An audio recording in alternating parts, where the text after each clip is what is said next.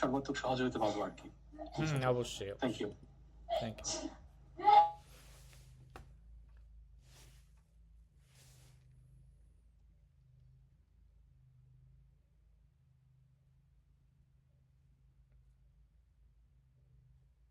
শিশির ভাইকে মনে হয় শোনা যাচ্ছে না নাকি?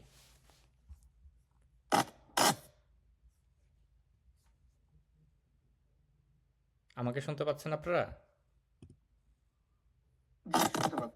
জি ভাইয়া শুনতে পাচ্ছি। হ্যালো, হ্যাঁ, আমার নাম শিশির ভট্টাচার্য। আমি জগন্নাথ বিশ্ববিদ্যালয় থেকে জিওগ্রাফি এন্ড এনভায়রনমেন্টে অনার্স কমপ্লিট করেছি।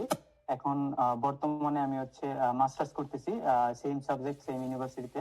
তো আমি শামীম ভাইকে মানে আগে কখনো পরিচিত নাই, মানে লাস্ট 15-16 দিন আগে ওনার একটা কমেন্ট দেখলাম, মানে একটা ডিএসসি একটা ফেসবুক গ্রুপে। তো কমেন্টটা দেখে আমি ওনার আইডিতে ঢুকলাম, তখন দেখলাম এই ওয়ার্কশপের একটা লিঙ্ক। তখন আমি মানে আর একটু সার্চ করলাম ওনার পোস্ট গুলা, মানে কি কি পোস্ট করেছে গ্রুপে, তো দেখলাম। তারপর এই ওয়ার্কশপের জয়েন করলাম আর কি, যে যদি কিছু শেখা যায়। আমি আপাতত কোনো জবে নেই, মানে জবের চেষ্টা করছি আর কি, হয়তো স্নাতকোত্তর শেষে যদি কিছু করা যায়।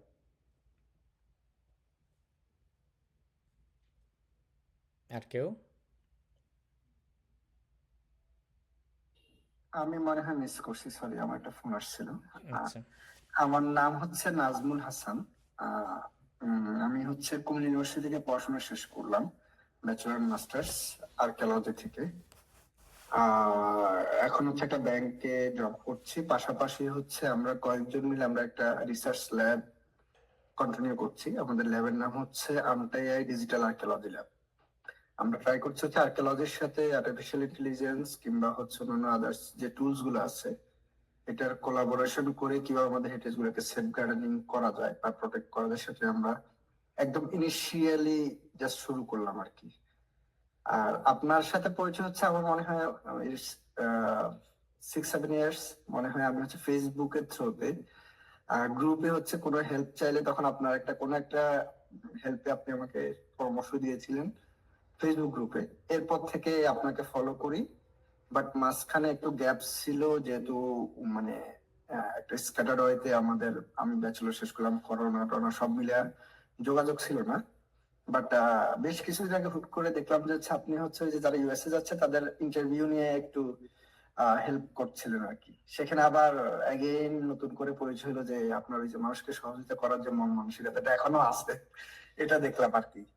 তো ইন দ্য মিন টাইম আমি যেহেতু মানে আমার ব্যাচেলরে আমার একাডেমিক রেজাল্ট ছিল ফার্স্ট ক্লাস থার্ড, মাস্টার্স হচ্ছে first class first. But high studies এর জন্য বিভিন্ন সময় বিভিন্ন জায়গায় অ্যাপ্লাই করছি, ফুল ফান্ড এখন পর্যন্ত কোথাও পাইনি, সেজন্য যেতে পারিনি আর কি।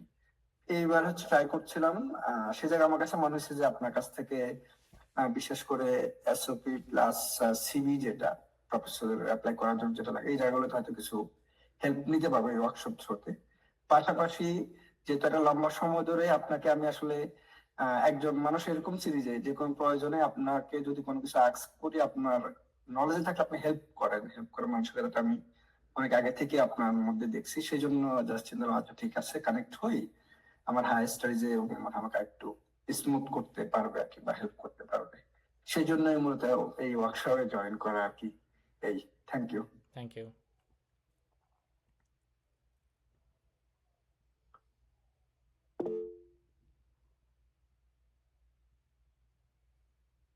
আচ্ছা আর কেউ শেয়ার করবেন? আচ্ছা আমরা ইন দ্য মিন টাইম পরিচয় হয়ে যাব।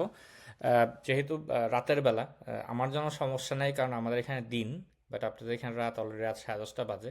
তো আমি শুরু করে দেই। অলরেডি আমি আমার টেকনিক্যাল সমস্যাটাও দূর করে ফেলছি। সরি যে প্রথম দিনই আপনাদের এরকম একটা সমস্যায় পড়তে হলো। আপনারা শুধু দেখেন যে আপনারা কি আমার স্ক্রিন দেখতে পাচ্ছেন? জি, দেখা যাচ্ছে। আচ্ছা একটা স্ক্রিন শেয়ার করেছি আমি আপনাদের সঙ্গে, ওই স্ক্রিনটা দেখতে পাচ্ছেন নাকি? জি, expectation from the session.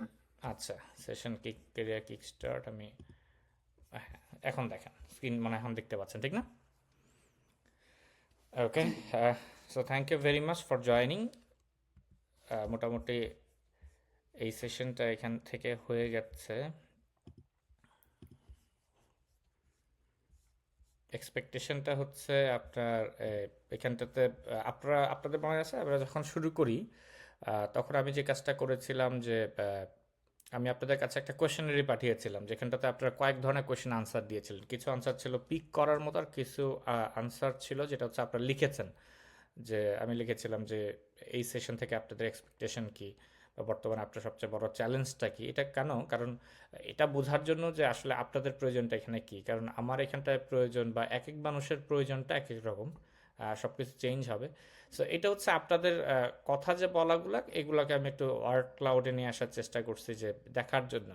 So বেশিরভাগেরই expectation যেটা রিজিউমির জন্য, যদিও এখানে ইন্টারভিউয়ের আমরা পরিমাণটা কম, বাট অনেকেরই ইন্টারভিউ নিয়ে একটা আগ্রহ আছে। তো আমি চেষ্টা করব, যেহেতু আরও 2টা সেশন আছে, কোনো একটা সেশনে ইন্টারভিউয়ের কিছু অংশ অ্যাড করার জন্য, যেহেতু আপনাদের এক্সপেকটেশনে আছে। লিঙ্কডইন থাকবে, জব, সিভি, বিভিন্ন ধরনের গেইন করা, প্রোফাইল মেক করা, বা রাইটিং স্কিলটা অর্জন করা, অনেক ধরনের স্কিলগুলো অর্জনের একটা হচ্ছে। সো খালি আমাকে এটা শেয়ার করেন যে আপনার স্ক্রিনটা দেখতে পাচ্ছেন কিনা, মানে আমি এইখানটাতে খুব কনফিউশনে আছি। স্ক্রিনটা ঠিক দেখতে আচ্ছা পাচ্ছি। জি ভাইয়া দেখা যাচ্ছে। আচ্ছা জি ভাইয়া দেখা যাচ্ছে। আচ্ছা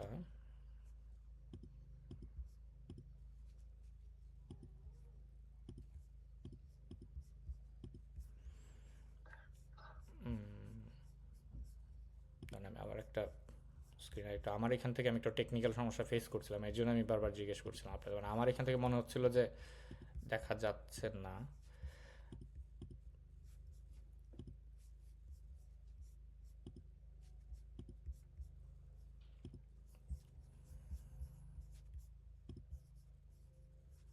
সো আমাদের ফরম্যাট হবে 50-60 মিনিটের।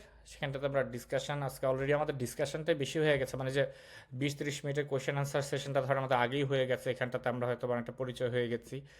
আর আজকে আমাদের সেশনে বেসিক, আমরা একদম পুরো বেসিক নিয়ে আলোচনা করবো, কারণ এখানে অনেকে অনেক ধরনের স্কিল লেভেলে আছে। আমি দেখেছি এখানটাতে যেমন আর্লি কেরিয়ার স্টেজে এখনও কেরিয়ারে জয়েন করে নেই এমন অনেকে আছেন, আবার অনেকে এরকম আছেন যাদের অলরেডি 8-9-10 বছরের কেরিয়ার হয়ে গেছে।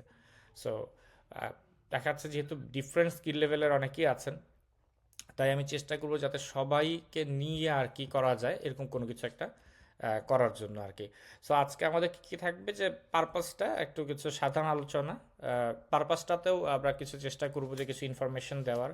তারপরে স্ট্রাকচারটা দেখার জন্য, যে ডিফারেন্ট স্ট্রাকচারের রিজিউমে আমরা শুনি, তো স্ট্রাকচারগুলো একবার একটু উদাহরণের সঙ্গে দেখা, যাতে আপনারা বুঝতে পারেন। আর ফরম্যাটিংটা খুব ইম্পর্টেন্ট। যখন আপনি একটা রিজিউমি পাঠাচ্ছেন, একটা কিছু পাঠাচ্ছেন, দেখা যাবে যদি ফরম্যাটটা সুন্দর মতো না হয়, তাহলে আপনি যত ভালো লেখাই লেখেন, ওইখানটাতে লেখাটা বোঝা সমস্যা, এবং আলটিমেটলি ওইটা একটা প্রফেশনালিজমের ব্যাপার।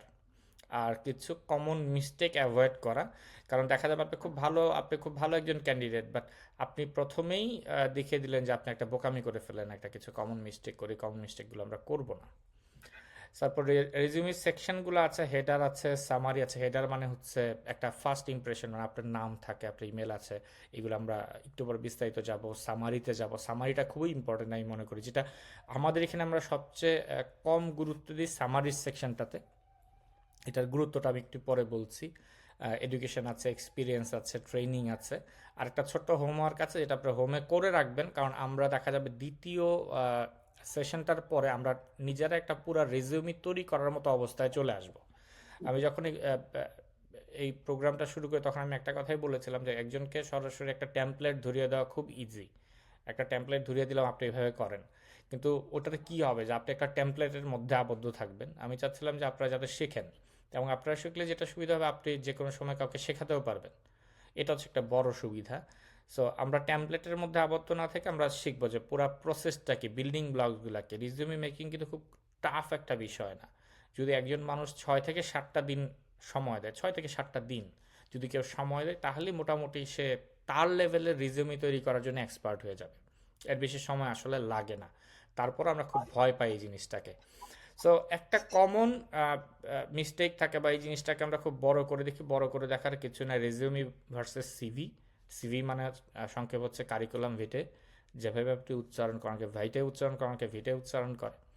সো দুটার মধ্যে আসলে বেসিক পার্থক্য কী? বেসিক পার্থক্য হচ্ছে একটা লেংদি, সিভি লেংদি। এখন এখানটাতে সবচেয়ে বড় সমস্যা আমাদের ক্ষেত্রে যেটা হয়, মানে আমাদের বাংলাদেশে যেটা হচ্ছে যে আমরা সিভি বা রিজিউমিটাকে নেমটা আমাদের ডিফারেন্ট হয়ে গেছে। অনেকটা হচ্ছে দেখেন যে আমরা হোন্ডা বলতে বুঝি হচ্ছে একটা মোটরসাইকেল, বাট হোন্ডা কিন্তু ইটসেলফ মানে মোটর বাইক ইটসেলফ একটা থিং, বাট হোন্ডা হচ্ছে একটা ব্র্যান্ড নেম। বাট হোন্ডাটা এত বেশি পরিমাণ জনপ্রিয় বাংলাদেশে যে হোন্ডা বলতে আমরা মোটর বাইক বুঝি। সো এখানটাতে যেটা হচ্ছে যে আমাদের দেশে যখন কোনো জবের জন্য কোনো কিছু চায়, মূলত চায় হচ্ছে রেজিউমি। রেজিউমিটা কি সাধারণত 1 থেকে 2 পেজের হয়, একটা শর্টার ভার্সন, যেখানটাতে যে আপনার একদম জিস্ট কথাগুলো থাকে। মোস্ট জব অ্যাপ্লিকেশনের জন্য রেজিউমিটা চাওয়া হয়, বাট আমরা সিভি বলতে বলতে এতটা অভ্যস্ত বাংলাদেশে, আমরা সিভি বললেও আসলে কিন্তু চাই হচ্ছে রেজিউমি। কারণ সিভিটা কোথায় লাগে, খুব ডিটেলড একটা জায়গায় লাগে, ওখানে উল্লেখ করে দেবে, যারা সিভি চাবে তারা উল্লেখ করে দেবে কি কি লাগবে বা কেমন ডিটেল লাগে। সাধারণত একাডেমিয়াতে লাগে, আপনি কোথাও রিসার্চে যাবেন, আপনি কোথাও ধরেন যে আপনি প্রফেশনাল কোনো কিছু, আপনি একজন টিচার হিসেবে আপনি অ্যাপ্লাই করতেন, তখন আপনার কাছে হচ্ছে সিভিটা চাবে যে আপনার সব কিছু চান। আবার কোনো কোম্পানিও চেতে পারে যে না আমরা চাচ্ছি যে আপনার সম্বন্ধে সেকেন্ড পার্টে আপনি আছেন, যে হয়তো আপনি শর্ট লিস্টেড হয়েছেন, আপনার কাছে এখন ছিল যে হ্যাঁ okay fine, we got your short version, but we want to know more about you. So তখন আপনার কাছে একটা লং ভার্সন চাইতে পারে, ঠিক আছে? তো সিভিটা ওই সময়টায় চায়, বাট আমরা সিভি বলতে বলতে যা হয় আসলে আমরা রেজিউমিটাকে আমরা সিভি বুঝি। অতএব এটা না কনফিউশন করার কিছু নাই, এক্স্যাক্টলি আপনারা টার্মটা জানেন, এটা রেজিউমি শর্টার ভার্সন, 1 থেকে 2 পেজ। আমি মনে করি যারা ফ্রেশার তাদের জন্য 1 পেজের উপর যাওয়া উচিত না, কারণ আসলে আপনি 1 পেজের বেশি কি লিখবেন, ঠিক না? আমরা মনে করি যে অনেক সময় কোয়ান্টিটি দিয়ে বেশি করার চেষ্টা করি, বাট কোয়ান্টিটি বেশি করার কোনো কারণ নাই, কোয়ালিটি হচ্ছে দরকার। আর যাদের মোটামুটি হচ্ছে একটা 4, 5, 8 বছরের একটা ধরেন উইদিন 10 ইয়ার্সে যাদের এক্সপিরিয়েন্স আছে, 2 পাতার মধ্যেই মোটামুটি সম্ভব আপনার রেজিউমিটাকে সংক্ষেপে করে নিয়ে আসা। এবং এতে সবচেয়ে বড় সুবিধা হচ্ছে যে একটু পরে আমরা একটা স্ট্যাটিস্টিক্সে যাব যে একজন রিক্রুটার কতটা সময় দেয় বা আপনি কতটা সময় দিবেন, কারণ আমাদের কিন্তু হচ্ছে কি যে দেখেন যে আমাদের অ্যাটেনশন স্প্যান কমতেছে।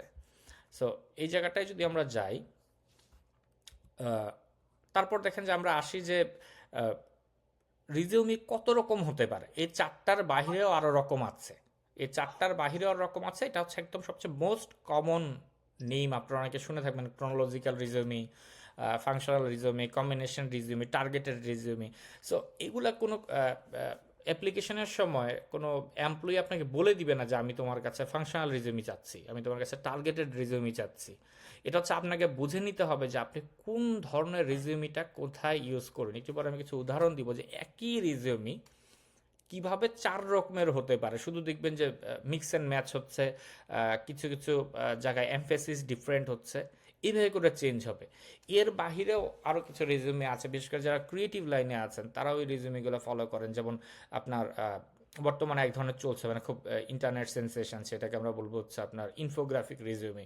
যদিও ওইটা আমি মনে করি একমাত্র it is very good for printed version, যখন আপনার প্রিন্টারে কোনো কিছু পাঠাচ্ছেন বা আপনি সরাসরি আর্টসের কোনো লোক বা আপনি সরাসরি ডিজাইনের কোনো লোক, তখনই ইনফোগ্রাফিকটা কাজে লাগে।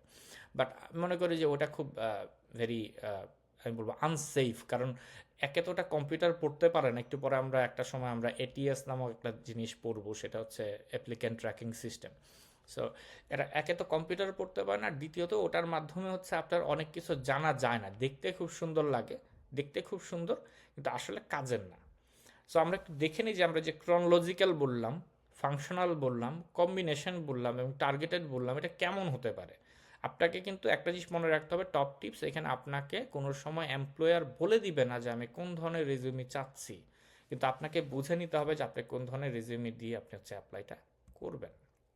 দেখেন এটা হচ্ছে আমার একটা রেজিউমি, এটা অপটিমাইজড ভার্সন, অনেক ছোট একটা ভার্সন, এটা আমারই ধরেন একটা ভার্সন। হ্যাঁ, এখানে আমি একটা ক্রনোলজিক্যাল রিজিউমি দেখাচ্ছি। ক্রনোলজিক্যাল রিজিউমিতে কি হয়, আমরা যদি টার্ম থেকে আসি, ক্রোনোলজি মানে একটা ক্রমে আসতেছে, ঠিক আছে? এখানটাতে ওয়ার্ক হিস্ট্রিগুলাকে হচ্ছে আপনার, বা পড়াশোনার হিস্ট্রি, ওয়ার্ক হিস্ট্রি বলেন, পড়াশোনার হিস্ট্রি বলেন, মানে একটা ক্রোনোলজিক্যাল ভার্সনে আসে। মানে আপনার আমরা এটাকে বলি যে আপনার রিভার্স অর্ডার, মানে সবচেয়ে রিসেন্ট যে আপনার এক্সপিরিয়েন্স সেটা সবার আগে আসে, ধীরে ধীরে ধীরে পিছন দিকে যায়।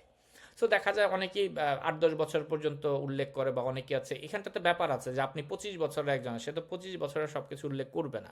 সে হয়তো বা প্রথম 10 বছর উল্লেখ করার পর পরের বছরগুলোকে একটু কনসাইজ করে ফেলবে। সো এটা নির্ভর করে হচ্ছে আপনার কেমন অনুযায়ী তার উপরে।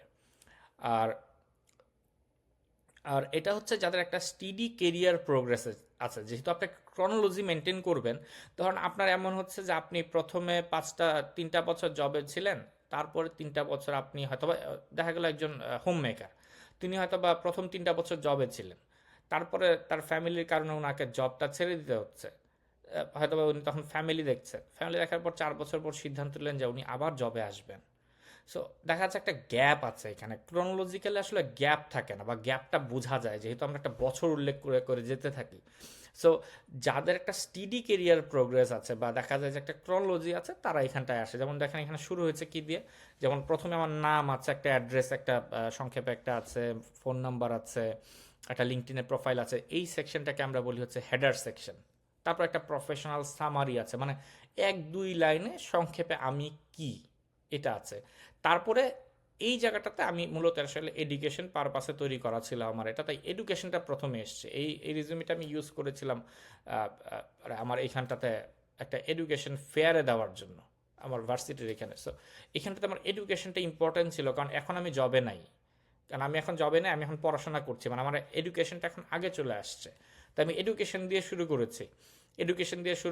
আমি কখন শুরু করলাম, আমার কখন এক্সপেক্টেড, এই ফরম্যাটগুলো আমি দেখাই দিব একটু পরে। এক এক জায়গায় আপনি এক এক ফরম্যাট ইউজ করতে পারেন। তারপরে আমার এডুকেশন এসছে, প্রফেশনাল এক্সপিরিয়েন্স এসছে, এর একটা পার্ট অফ দ্য থিং, মানে ক্রোনোলজি মেনটেন করছে, সবার লেটেস্ট জিনিসটা সবার আগে আসছে। এখন আমি হচ্ছে ফাংশনাল রিজমে সেম আমি, কিন্তু এখানে ফাংশন অনুযায়ী আমি চাচ্ছি এখানটাতে হচ্ছে আমার স্কিলগুলোকে আমি দেখাবো। অনেক জায়গায় আছে, ধরেন যে এমন হতে পারে যে আপনি কেরিয়ার চেঞ্জ করতে যাচ্ছেন, যেমন আমার ক্ষেত্রে যদি হয়, এখন যদি আমি কোথাও রেজুমে জমা দিই, আমার ক্ষেত্রে বেশিরভাগ ক্ষেত্রে আমি অবশ্য আরেকটা ফর্মেটে যাবো, এটা কেন যাবো এটা আমি বলে দিব একটু পরে। সো সেক্ষেত্রে দেখাচ্ছে এখানে ফাংশনাল রিজুমিটা কি, ধরেন আপনি এখন বর্তমানে হয়তোবা আছে যে আপনি আগে সেলসে ছিলেন, আপনি পিওর সেলসে ছিলেন, এখন আপনি হয়তো মার্কেটিংয়ে, একদম পিওর মার্কেটিং বা ডিজিটাল মার্কেটিংয়ে চলে আসবেন, একদম চেঞ্জ হয়ে যাচ্ছে। তো এই জায়গাটাতে কিন্তু দেখা যাবে যে আপনার অনেকগুলা ক্রোনোলজিক্যাল অনেক বিষয়গুলো এখানে অ্যাবসলিউট হয়ে যাচ্ছে, যেটা হয়তো বা আগে অনেক গুরুত্বপূর্ণ ছিল, এখন বর্তমানে এটা হচ্ছে আপনার এমপ্লয়ারের কাছে এই জিনিসটা গুরুত্বপূর্ণ নাও থাকতে পারে, এরকম একটা ঘটনা ঘটতে পারে। সো এই জায়গাটায় কি হয়, এই জায়গাটায় সবাই ফোকাস করে স্কিলের উপর, যে আপনি কোন স্কিলগুলোকে আপনি আপনার এমপ্লয়ারের জন্য দিতে পারবেন। কারণ রিজুমি বলতে বোঝাই যাচ্ছে এটা কিন্তু একটা মার্কেটিংয়ের একটা মেইল, বা মার্কেটিংয়ের হচ্ছে একটা টুল। আপনি একটা কোম্পানিকে, আপনার একটা প্রতিষ্ঠানকে আপনি কি দিতে পারছেন, এইটা এখানে আসছে। সো এখানটাতে ফোকাস হয় স্কিলে, যেমন আমি আমার এখানে স্কিলগুলো প্রথমে একটা সামারি লিখে, এবং এই সামারিটাও চেঞ্জ হচ্ছে। আপনি যদি আগের সামারি আর এই বর্তমান সামারি দেখবেন, দুই সামারির মধ্যে একটা ডিফারেন্স আছে। একই মানুষ, কিন্তু সামারিতেও ডিফারেন্স আছে, যে এখানে আমার স্পেশালাইজেশনটা আগে আসতেছে, আর আগেরটা তো হচ্ছে আমি কি, এটা আগে আসতেছে। এই জিনিসগুলোকে আমরা আরেকটু পরে আবার ডিপ ডাইভ করবো, প্রতিটা সেকশনকে আমরা আলাদা আলাদা করে শিখবো। এখানে দেখেন আমি সবার আগে দেখিয়েছি আমার কি কি স্কিল বা এক্সপার্টিস আছে, তারপরে আমি রিলেভেন্ট প্রজেক্টে চলে গেছি। এখানে কিন্তু মানে আপনার হচ্ছে স্কিলগুলোকে আগে নিয়ে আসতে, যে স্কিলগুলো আমার কাজে লাগবে। এখানে কিন্তু কোনো ক্রোনোলজি মেনটেন নেই, কোনো সন দেখবেন আপনার ওইভাবে নাই, যে আমি শুরু করেছি কিভাবে, ওইভাবে ওরকম কোনো কিছু নাই। এখন তারপরের স্টেজে যদি আমি যাই, সেটা হচ্ছে কম্বিনেশন রিজুমে। আমার কাছে কম্বিনেশনটা ভালো লাগে, কারণ কম্বিনেশনে দুইটাই থাকে, ক্রোনোলজিও থাকে, আবার স্কিলও থাকে, স্কিল এবং এক্সপিরিয়েন্সকে ব্লেন্ড করা থাকে। সো এখানটাতে হচ্ছে আপনার এক্সপিরিয়েন্সও আছে, কেরিয়ার প্রোগ্রেশনও আছে। একটু পরে আমি বলে দিব যে ফ্রেশাররা কোন ধরনের রিজুমে প্রেফার করবেন, বা যারা মিড লেভেল কেরিয়ারে আছেন, 5 বছর বা 7-8 বছর জব আছেন, তারা কোন ধরনের প্রেফার করবেন আমি বলে দিচ্ছি একটু পরে। সো এইখানটাতে দুইটাই আছে, যেমন আমার প্রথমে হেডার সেকশন আসলো, তারপর হচ্ছে আমার এখানে প্রফেশনাল সেকশনটা আছে। আপনারা কি আবার মাউস দেখতে পাচ্ছেন? জি দেখা যাচ্ছে। মানে মাউস দেখা যাচ্ছে কিনা, আমি যেখানে মাউস নাড়াচ্ছি মাউস কি দেখা যাচ্ছে? জি দেখা যাচ্ছে। আচ্ছা, সো এখানটাতে দেখেন যে প্রথমে চলে আসতেছে স্কিল এবং হাইলাইটসগুলো মানে কি আমার কি কি স্কিল আছে, হাইলাইটসগুলো কি কি এর মধ্যে তেমন কোনো ব্যাখ্যা নেই, শুধু বুলেট পয়েন্ট আসছে, যেহেতু আমি 2 পেজে শেষ করব। তারপরে খুব সংক্ষেপে আমার এডুকেশন আছে, এবং এই এডুকেশনের মধ্যে আমি তো অনেক কাজ করেছি, করার মধ্যে কোন কাজটা আমি সবচেয়ে ভালো করেছি ওই জিনিসটা আসছে। তারপর হচ্ছে আমার ওয়ার্ক এক্সপিরিয়েন্স আসতেছে। এটা কিন্তু খুব সংক্ষিপ্ত একটা ভার্সন দেখতেছে, অপটিমাইজ ভার্সন দেখতেছেন। আমার রিয়েল রেজিউমে আরেকটু বড় হবে বা আরেকটু ডিফারেন্ট হবে, এটা শুধু বোঝানোর জন্য স্ট্রাকচারটা আমি এইভাবে দেখাচ্ছি। এরপর হচ্ছে টার্গেটেড, যেমন আমি এখন যে পড়াশোনা করছি আমি অনেক দিকে যেতে পারি, আমি ইউজার এক্সপিরিয়েন্স রোলে যেতে পারি, আমি চাইলে ইউআই এর রোলে যেতে পারি, আমি প্রোডাক্টের রোলে যেতে পারি, ধরলাম আমি ইউজার এক্সপিরিয়েন্সের কোনো একটা রোলে যাব। সো সেই ক্ষেত্রে এই জায়গাটাতে আমার কি কি আছে, আমি যেহেতু রিসার্চের দিকে যাব, এখানটাতে আমার কি প্রথমেই প্রফেশনাল হেডারটা সবসময় ফিক্স সব জায়গায়, হেডার এবং প্রফেশনাল সামারিটা একদম স্টিকি, সবসময় ফিক্স থাকে। এবং অনেক ক্ষেত্রে অনেকে বলতে শুনবেন যে যাদের কোনো এক্সপিরিয়েন্স নাই, একদমই এক্সপিরিয়েন্স নাই, তারা কেন সামারি দিবে? Summary is too much important. হ্যাঁ, সামারি হচ্ছে অনেকটা, আপনি যখন ফেসবুক প্রোফাইলে যাবেন, ফেসবুক প্রোফাইলের অ্যাবাউট মি এর মতো। যেমন কারো ফেসবুক প্রোফাইলে আপনি যখন যান, আপনি অ্যাবাউট মিটা শুনে মোটামুটি একটা মানুষের মধ্যে একটা ধারণা করতে পারেন যখন কি করতে যাচ্ছে বা কি করতেছে। আর না হলে কিন্তু আপনাকে ফুল প্রোফাইলটা ঘুরতে হয়। এখন ফেসবুক এডিকটিভ জিনিস, আমরা কাউকে দেখতে পছন্দ করি, বাট আপনার এমপ্লয়ারের হাতে কিন্তু এত সময় নাই। সো এই প্রফেশনাল সামারিটাই হচ্ছে আপনাকে খুব দ্রুত কুইক জাজ করার একটা মিডিয়াম। সো আপনি একদম ফ্রেশার হন অথবা আপনার 20 বছরের অভিজ্ঞতা থাকুক, যদি একটা সামারি না থাকে, তাহলে রিক্রুটারের জন্য প্রচণ্ড ঝামেলা হয়ে যায় যে আপনি আসলে কি এই জিনিসটাকে বের করা। তাহলে রিক্রুটারকে আপনার প্রতিটা আপনার অ্যাচিভমেন্টে গিয়ে গিয়ে বুঝতে হবে যে আপনি আসলে কি। সবচেয়ে বড় কথা, আপনাকে সবার আগে হচ্ছে কাজটা সহজ করে দিতে হবে আপনার রিক্রুটারের জন্য, যে আপনাকে এমপ্লয় করবে। আপনি তার কাজটা যত সহজ করতে পারবেন, তত সহজে ধরেন যে আপনার সফলতাটা এখানে আসবে। এখন আমরা যাই যে আসলে আমরা কিভাবে গুছাবো। যে আপনি দেখেন যে এখানে আমি একটা জাস্ট ইনফোগ্রাফিকের মাধ্যমে দেখেছি টু মাচ কন্টেন্ট, মানে দেখা যাচ্ছে খুব একটা হিজিবিজি একটা অবস্থা, আবার টু লিটিল, যেখানটাতে মনে হচ্ছে যে না অনেক ফাঁকা আছে, আরেকটা হলো জাস্ট রাইট। তো আমরা একটু পরে দেখবো যে কোনটা কেমন, যে আমরা কতটুকু ফাঁকা রাখবো, কিভাবে সাজাবো যাতে আমার একটা জাস্ট রাইট একটা অবস্থায় থাকে, যাতে টু মাচ কন্টেন্ট না থাকে।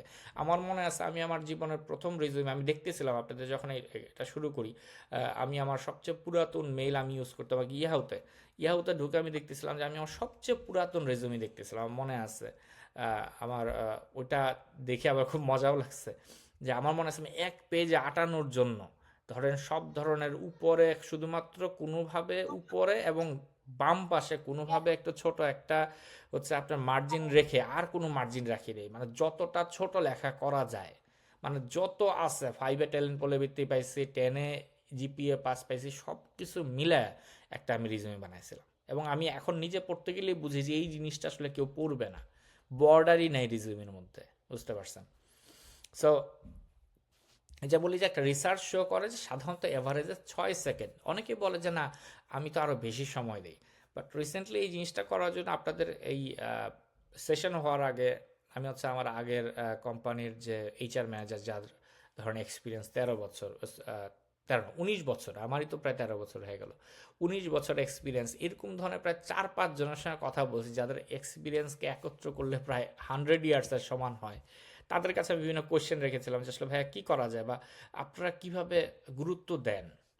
তো তাদের ক্ষেত্রে বলা হয় আমরা খুব কম সময়ই পাই, যখন দেখা যায় একটা জবের জন্য তোমার 100 জনের সিভি পড়ে, রিজিউমি পড়ে, তখন কিন্তু আসলেই বোঝাটা সমস্যা, বা সবাইকে সমানভাবে সময় দেওয়াটা আমাদের জন্য সমস্যা হয়ে যায়। তো আমরা তখন চেষ্টা করি কত দ্রুত চলে যাওয়া যায়, অনেকটা হচ্ছে ফেসবুক স্ক্রলিংয়ের মতো আমরা চেষ্টা করি। সো আমি বললাম যে ভাই স্টাডিতে শো করে 6 সেকেন্ড বা 10 সেকেন্ড এরকম, বলছে হ্যাঁ এরকমই। আমরা জাস্ট নেওয়ার পর বোঝার চেষ্টা করি যে আমার সঙ্গে ফিট করতেছে কিনা, মনের মধ্যে একটা প্রি সেটেড থাকে যে এরকম লোক আমরা চাচ্ছি, আইদার ইয়েস অর নো। আমি বললাম যে ভাই তাহলে ভুল হওয়ার সম্ভাবনাই, অনেক সময় দেখা যেতে পারে যে আপনি একটা গ্রেট ক্যান্ডিডেটকেও বাদ দিচ্ছেন এই কারণে, বলছে কিছু করার নাই, এখানে স্পিডটাকে আমার দেখতে হবে। সো এই জিনিসটা কিন্তু ঘটে, এই জন্যই কিন্তু হচ্ছে সুন্দর মতো গুছিয়ে রাখা এবং হেডার এবং হচ্ছে আপনার সামারিটা ইম্পর্টেন্ট, যাতে প্রথম 6 থেকে 10 সেকেন্ডে আপনি হুক করতে পারেন, অ্যাটলিস্ট আপনার সিভিটা যাতে প্রথমেই রিজেক্ট না হয়ে যায়। এখন আসি বিভিন্ন ধরনের ফন্ট নিয়ে, ঠিক আছে? সো ফন্টের ব্যাপার আছে, দেখেন এখানটাতে মোস্টলি ইউজ করা কিছু ফন্ট, এগুলো হচ্ছে ফন্টের নাম। 2 ধরনের ফন্ট আছে, এগুলাকে টেকনিক্যাল যারা আছে, ইউআই ইউএক্স যারা আছে, তারা সেরিফ স্যান্স সেরিফ এরকম বলে, আমি এরকমে যাবো না, বাট নর্মাল পিপলরা ক্লাসিক এবং মডার্ন ফন্ট হিসেবে বলছে। তো ক্লাসিক এবং মডার্ন ফন্টের মধ্যে পার্থক্য কি, দেখবেন যে ক্লাসিক ফন্টগুলা দেখে মনে হবে একটা আপনার যে আগের দিনের বই যেমন ছিল এরকম টাইপরাইটারের লেখার মতো, এবং প্রতিটা ফন্টে চোখা চোখা কিছু ভাব আছে, এবং জি এর পাশে একটা চোখা আছে, টি এর মাথাটা একটু চোখা আছে। বাট মডার্ন ফন্টগুলোতে দেখবেন এটা একদম প্লেইন, টি এর মাথাটা সমান ফ্ল্যাট, কোনো আঁকা বাঁকা নেই, কোনো চোখা কিছু নেই, মনে হচ্ছে স্ট্রেইট বসায় দিছে। সো ক্লাসিক এবং মডার্ন ফন্টের মধ্যে পার্থক্য হচ্ছে এটা, আপনি যে কোনো ফন্টে যেতে পারেন, এখানে অনেকগুলো ফন্ট আছে যেগুলো সাধারণত ইউজ হয়। বাট দেখেন এই ফন্টগুলোর মধ্যে কিছু ফন্ট দেখবেন আপনি বেশি জায়গা নিবে, কিছু ফন্ট কম জায়গা নিবে, দ্যাটস দ্য টেকনিক। আপনি চাচ্ছেন যে আপনার লেখার পরিমাণ বেশি, এখন আপনি যদি ওখানটাতে ক্যালিব্রি ফন্টটা ইউজ করেন, দেখবেন যে আপনি স্বভাবতই একই সাইজে আপনি অনেক লেখা আটাতে পারতেছেন। এখন আপনার কাছে মনে হলো যে না, আমার তো ভাই লেখার পরিমাণ কম, আমার তো অ্যাচিভমেন্ট এরকম না, আপনি যদি তাহমা দিয়ে করেন, দেখা যাবে যে আপনি অনেক কম লিখতেছেন, বাট মনে হচ্ছে আমার পেজটা ভরছে। ধরেন একদম ফ্রেশার, আমার উল্লেখ করার মতো বিষয় কম, আমি যখন তাহমাতে লিখে আমার জন্য সুবিধা। এখন আমি হচ্ছে না আমার অনেক কিছু লিখতে হবে, আমি যদি ক্যালিব্রিতে যাই তাহলে আমার জন্য সুবিধা। বা আপনি চাচ্ছেন আমি একদম সেফেস্টে যাব, আমি কোনো কিছু, আমি এখানে কোনো এক্সপেরিমেন্ট করতে চাই, তাহলে টাইমস নিউ রোমান হচ্ছে আমাদের একদম জাতীয় ফন্ট। হ্যাঁ, ক্যালিব্রি এবং টাইমস নিউ রোমান এই দুটো হচ্ছে একদম আমাদের জাতীয় ফন্ট, এই দুইটা ফন্টে আমরা সবসময় সাধারণত লিখি। বাট আমি যখন লিখি আমি সাধারণত গারামন বা জর্জিয়াতে যাই, আমার কাছে এই দুটা ফন্ট একটু ক্লাসিকের মধ্যে ভালো লাগে, জর্জিয়াটা অল্প জায়গা নেয়, গারামন্ডে বেশি জায়গা নেয়। সো আপনি চাইলে আপনার এইগুলা যে কোনো ফন্টে যেতে পারেন।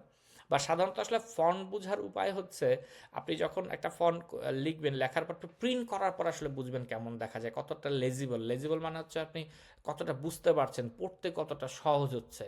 কারণ আমাদের মূল কাজটাই হচ্ছে আমার জিনিসটাকে একে তো সুন্দর করা, আর সুন্দর করে প্রেজেন্ট করা, এবং দ্বিতীয়ত যেটা হচ্ছে যাতে আমার এমপ্লয়ের কষ্ট না হয়, কষ্টটা কমানো, এটা হচ্ছে আমাদের মূল কাজ। তারপর আমরা আসি ফন্টের সাইজ নিয়ে। সাইজ খুব ইম্পর্টেন্ট, সাইজটা খুবই ইম্পর্টেন্ট, যে আমি ফন্টের সাইজের উপর নির্ভর করবে যে আপনি কোন জায়গাটায় কেমন এমফেসিস করতে চাচ্ছেন। এখানে একটা প্রো টিপস দিয়ে রাখি, যেটা হচ্ছে যে কোনো একটা ফন্টে স্টিক থাকবেন। আমার মনে আছে আমি যখন আমার দ্বিতীয় বা তৃতীয় রেজিউমি আমি তৈরি করি, ওই রেজিউমিটা আমি বের করলাম, আমি দেখছি আমি এখানে 2 রকমের ফন্ট ইউজ করছিলাম, 2 types of font. But that was very wrong. আজ থেকে এটা 10 বছর আগে রেজিউমি, তোর মনে না, তখন তো আসলে আমি এই সম্বন্ধে এতটা জানতাম না। বাট এটা ভেরি রং যে 2 ধরনের ফন্ট ইউজ করা যাবে না। ফন্ট যে কোনো একটাতে আপনি স্টিক থাকবেন, এবং একটাতে স্টিক থাকে তাহলে আপনি যদি বলতে চান তাহলে আমি ভাই এমফেসিস কীভাবে করব, এমফেসিসটা হবে হচ্ছে আপনার আইদার পিটি মানে হচ্ছে এটা কতটুকু মোটা লাগে, ঠিক আছে, এটা কি বোল্ড নাকি রেগুলারে আছে এই জিনিসটা, মানে পয়েন্ট, পিটি মানে পয়েন্ট, আমি টেকনিক্যালে যাব না, মানে এটা কি বোল্ড নাকি রেগুলার। আর একটা হচ্ছে ফন্টের সাইজ, এটাতে আপনি বুঝবেন যে হ্যাঁ আপনি কোন জিনিসটাকে আগে ইম্পর্টেন্স দিতে চাচ্ছেন, মানে কোন জায়গাটাতে আপনি সবার আগে আমার বা একজন এমপ্লয়ারের চোখ ফেলতে চাচ্ছেন। সো একদম একটা 20-20 পয়েন্ট, যেটা সবচেয়ে বড় পয়েন্ট, এটা একমাত্র আমরা হেডিং ইউজ করি, নেইমে। কারণ আপনার রেজিউমের সবচেয়ে ইম্পর্টেন্ট পার্ট হচ্ছে আপনার নেম, যেটাতে আমি সবচেয়ে কম এমফেসিস দিই। আপনি দেখবেন যে বেশিরভাগ সিভি যদি আপনার রেজিউমে আপনি যদি দেখেন, প্রতিটা দেখবেন নেইমে সবচেয়ে কম এমফেসিস দিয়েছে, যেটা খুব রং। কারণ একজন মানুষ আমার রেজিউমে নিল, বাট ওখানে যদি তার আমার কষ্টই করতে হয়, যে ওখানে যদি কষ্ট করে আবার নেইমই খুঁজে বের করতে হয়, তাহলে লাভটা কী হলো? মানে কি, এটা একটা হেডলেস রেজিউমে হলো, খুব সুন্দর একটা জিনিস আপনি পাঠাইছেন, কিন্তু উনি বেরই করতে পারতেছেন এটা আমি আসলে কার জিনিস করছি। কারণ একই ফন্ট সাইজে আপনি আপনার নামও লিখছেন, একই ফন্ট সাইজে আপনি ডিসক্রিপশনও দিচ্ছেন, ঠিক আছে। সো আমি মনে করি যে এখানটাতে, এবং সাধারণত যারা রেজিউমি এক্সপার্ট তারা বলেন যে নেমটাকে সবচেয়ে প্রমিনেন্ট করতে হবে। নেমটা সবচেয়ে বড় ফন্টে থাকে, সাধারণত 20 ফন্ট। এখানে 20তে প্রেজেন্টেশনে খুব ছোট মনে হয়, বাট আপনি 20 যদি প্রিন্ট করেন অনেক বড় মনে হবে। তারপর হচ্ছে হেডিংগুলো কি, ধরেন আমি লিখবো education, education is a heading, হ্যাঁ, অতএব এটা একটু বড় হবে। যা আমি চাচ্ছি যে আমার রেজিউমিতে কয়েকটা, আমি একটু আগে বলেছি রেজিউমিতে অনেকগুলো পার্ট আছে, এডুকেশন আছে, এক্সপিরিয়েন্স আছে, ভলান্টিয়ারিং আছে, ঠিক আছে, তারপর হচ্ছে সার্টিফিকেশন আছে। সো কোনটা কোন সেকশন এটা বোঝানোর জন্য তো আমাকে একটা ডিফারেন্ট ওয়েতে যাইতে হবে, একটু বোঝানোর জন্য একটা জায়গায় আমাকে এমফেসিস করতে হবে, সেখানটাতে আমরা 14-এ যাই। 14 হচ্ছে একটা সেফ। সাধারণত হেডিংটা, আমি যদি হেডিং করি আমি সাধারণত 14-এ যাই এবং 14-এর সঙ্গে আমি এটাকে বোল্ড করে দিই। তো বোল্ড করে দিলে খুব দ্রুত চোখে পড়ে। তারপর হচ্ছে সাব হেডিং, এটার নিচে কিছু একটা আসতে পারে, যেমন এডুকেশনের নিচে আমি লিখলাম যে হ্যাঁ আমি আইওয়া স্টেট ইউনিভার্সিটিতে আছি, এটাও খুব ইম্পর্টেন্ট, এটাও এমফেসিস করার মতো জিনিস, বাট নট লাইক যে আমার এডুকেশনের মতো। এটাও এমফেসিসের জিনিস, তখনই আমি করব এই সাব হেডিংটাকে আমি 12 ফন্টেই রাখবো, কিন্তু আমি এটাকে বোল্ড করে দিব। আর বাদ বাকি যত রেস্টেড ডকুমেন্টস হবে সব 12তেই হবে, রেগুলারে হবে। তাহলে দেখবেন যে একটা সুন্দরভাবে আপনি, যেটাকে আমরা অনেকে টেকনিক্যাল টার্মে হায়ারার্কি বলি, বাট আপনাদের হায়ারার্কি বোঝার দরকার, শুধু এটা বোঝান যে আমি কোন জায়গাটাতে এমফেসিস করব। আমি ডিফারেন্ট ফন্ট ইউজ না করেও আমি কিভাবে আমার রিজিউমিটাকে হচ্ছে আমি এখানে এমফেসিস করতে পারি। এখন হচ্ছে মার্জিন, দেখেন কিভাবে মার্জিন, আমি আপনাকে বলেছিলাম যে আমার জীবনের প্রথম রিজিউমিতে আমি হচ্ছে উপরে নিচে, উপরে আর ডানে মার্জিন রেখে আর কোথাও মার্জিন রাখিনি। এমন একটা অবস্থা হয়েছে যে রিজিউমিটা পড়াই যায় না। সো দেখেন, আপনি যদি 1 ইঞ্চি মার্জিন রাখেন, যেটা হচ্ছে সবচেয়ে সেফার, সেক্ষেত্রে আপনি যদি একটা A4 সাইজের মার্জিন, আপনি যদি চারিদিকে যদি 1 ইঞ্চি মার্জিন রাখেন, ভিতরে সাধারণত 63 থেকে 65% পর্যন্ত জায়গা থাকে, যেটা আপনি লিখতে পারবেন। আর আপনি যদি মনে করেন যে আমি 0.5 ইঞ্চি মার্জিন রাখবো, সেক্ষেত্রে আপনি 80% করতে পারেন। বাট আমার কাছে সেফার বেট লাগে 1%, মানে 1 ইঞ্চ মার্জিনটা। বাট অনেক ক্ষেত্রে অনেকে 0.5 ইঞ্চেও যায় প্রয়োজন অনুসারে, বা যেটা হচ্ছে আপনার তার জবের ক্রাইটেরিয়া অনুসারে বা কোম্পানি অনুসারে। বাট আমার কাছে মনে হচ্ছে 1 ইঞ্চ মার্জিনটা সবচেয়ে লেজিবল, পড়তে সুবিধা এবং সবচেয়ে সেফার একটা বেট। এবং কারণ একটা জিনিস আপনি মনে রাখতে পারেন যে আপনাকে হয়তো বা কোম্পানি চেয়েছে আপনি অনলাইনে সিভিটা পাঠান, বাট অনেক সময় যেটা হতো, যখন আমি করতাম যে আমরা অনলাইনে সিভি ঠিকই চেতাম, বাট যখন আমরা কাউকে শর্ট লিস্ট করছি, বা তখন দেখা যাচ্ছে আমরা একসঙ্গে 100 সিভি প্রিন্ট করছি, সবগুলোকে পিডিএফ এর নামায় ধরেন প্রিন্ট মেরে দিলাম। দেখা যায় যেগুলোতে মার্জিন কম থাকে, অনেক ক্ষেত্রেই দেখা যায় এক এক প্রিন্টার এক এক রকম আচরণ করে। দেখা গেলো আপনি পাঠাইছেন ঠিকই, বাট মার্জিন কম থাকার কারণে আপনার কোনো অংশ কেটে গেছে, বা মার্জিন কম থাকার কারণে দেখতেই বাজে লাগতেছে। সো আপনি যখন 1 ইঞ্চ মার্জিনে যান, এটা যে কোনো প্রিন্টারে প্রিন্ট হয়ে আসুক না কেন, যে কোনো সাইজের পেজে প্রিন্ট হয়ে আসুক না কেন, মোটামুটি আপনি ধরে নিতে পারেন ডিস্টরশনটা কম হবে। অতএব এটা একটা সেফ বেট। কারণ দিন শেষে যখন একজন এমপ্লয়ি ফাইনাল রাউন্ডে যাবে, সে কিন্তু আর শুধু ডিজিটালের উপর নির্ভর করবে না, কারণ সে রেজিউমির উপর অনেক কাটাছেড়া করবে, অনেক নোট লিখবে। অবশ্যই আপনার রেজিউমিটা প্রিন্টেড ভার্সনে যাবে, আইদার আপনি প্রিন্টে দেন বা তারা প্রিন্ট করাক। অতএব এই জায়গাটাতে ফরম্যাটিংটা ইম্পর্টেন্ট। এখন ভাই বলতে পারেন যে ভাই আপনি আগে ফরম্যাটিংয়ে কেন যাচ্ছেন? সবার আগে ফরম্যাটিংটা দরকার। ধরুন খুব সুন্দর একটা আপনি কেক বানাইছেন, খুবই দেখতে টেস্টি, কিন্তু দেখতে ভালো না, 90% ক্ষেত্রে আপনি কেকটা টেস্ট করবেন না। সবার আগে দেখতে টেস্টি হবে, it looks tasty then it taste tasty. So সেক্ষেত্রে আমরা সবার আগে এর জন্য ফরম্যাটিংটাতে যাচ্ছি, যেটা খুব ইম্পর্টেন্ট, যেটা আমরা সবচেয়ে নেগলিজেবল একটা অবস্থায় নিয়ে আসা হয়। এই জন্য আমি ফরম্যাটিংটাকে সবচেয়ে গুরুত্ব দিচ্ছি সবার আগে। তারপর আমরা যাই হচ্ছে কিছু কমন মিস্টেকের জন্য। এখানে আমি জায়গা কম করার জন্য একটু এখানটাতে অন্যরকম লাগতে পারে। আমি যখন আপনাদের একটা শর্ট নোট পাঠাবো, এখানটাতে আরও সহজভাবে আসবে। আমি একটু বলি একটা একটা করে, বলে ফেলছি অলরেডি, যে কোনো একটা ফন্টে স্টিক থাকেন, ডিফারেন্ট ফন্টে আপনি যায়েন না, ঠিক আছে? আরেকটা হচ্ছে আপনার not enough space in between lines. দুইটা লাইনের মধ্যে আমরা অনেক সময় স্পেস রাখি না, আমরা চেষ্টা করি যে লাইনের স্পেস কমায় দিয়ে একটা টেকনিক করে যে অনেক লেখা বোঝানো যায়, বাট লাইনের স্পেস আপনি যখন কমিয়ে দিবেন তখন আপনি হচ্ছে লেখা পড়তে পারবেন না।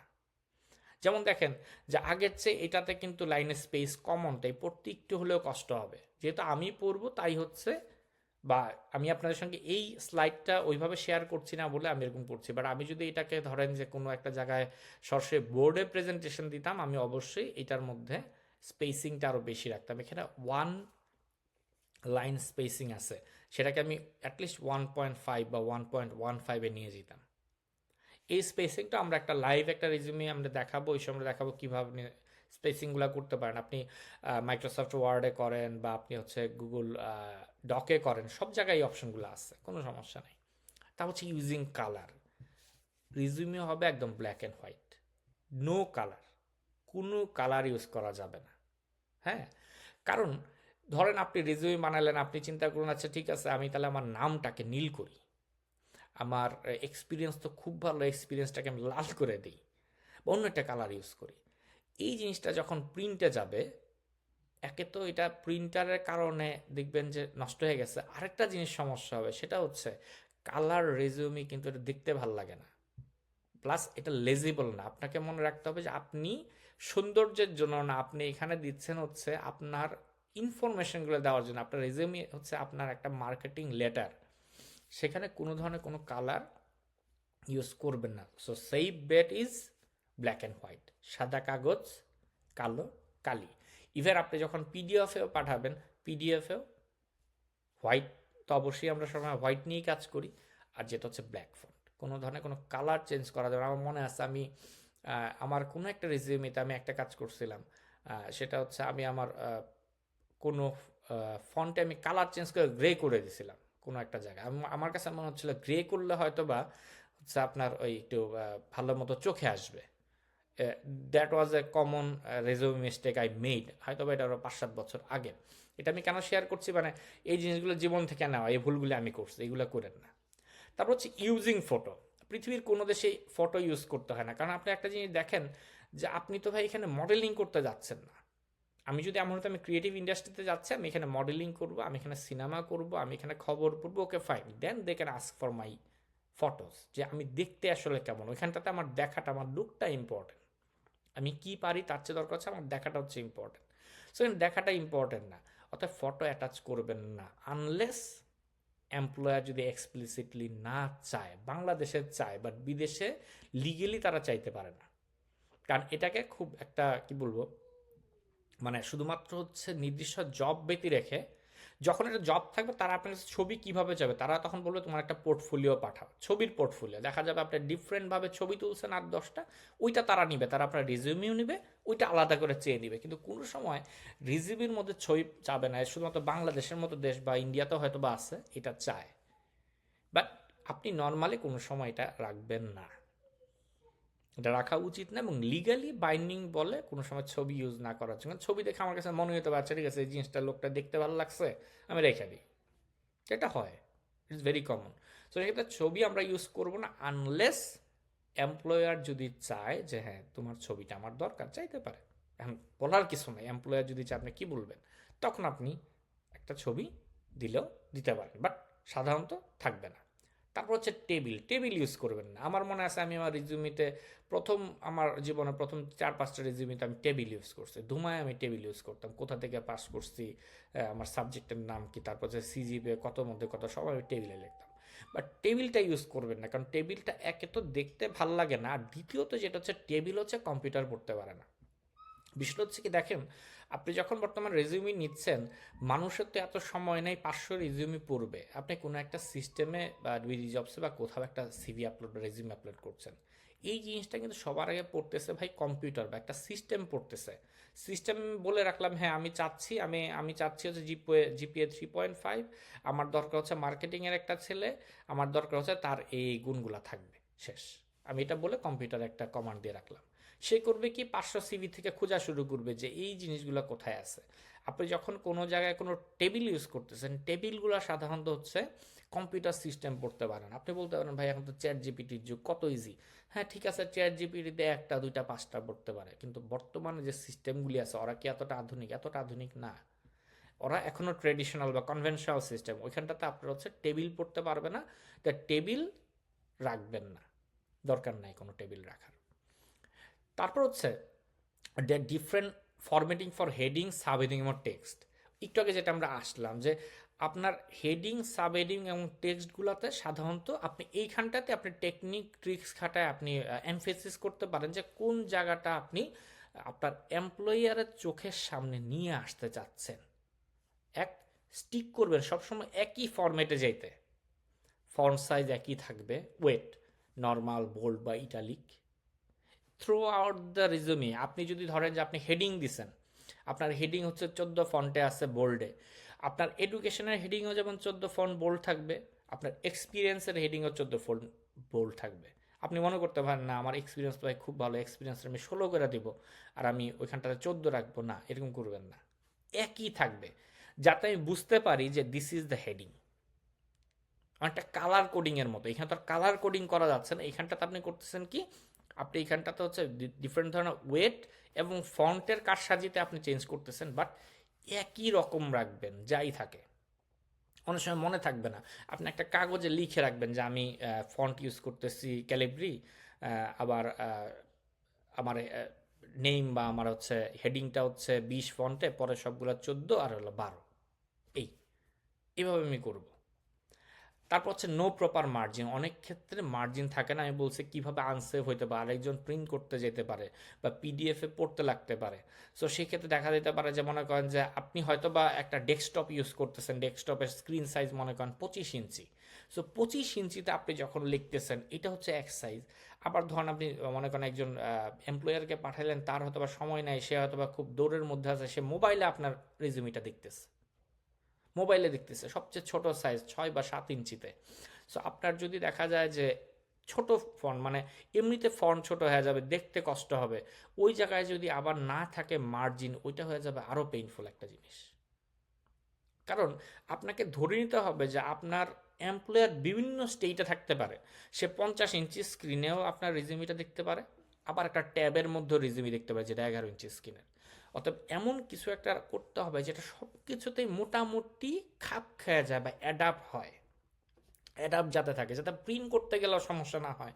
কারণ অনেক প্রিন্টার 1 ইঞ্চি বা হাফ ইঞ্চির কম বর্ডার থাকলে প্রিন্ট কেটে যায়, কারণ এক এক প্রিন্টার এক এক রকম আচরণ করে, আপনি তো জানেন না।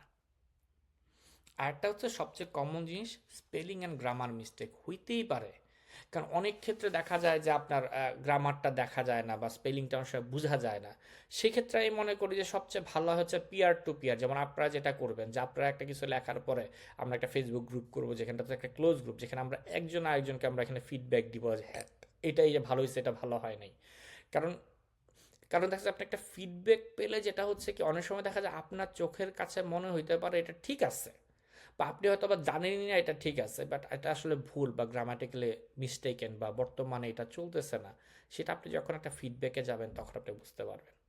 অর্থাৎ স্পেলিং এবং গ্রামার মিস্টেকটা প্রচণ্ড রকম পেনাল্টি পায় যদি আপনি এখানটাতে ভুল করেন।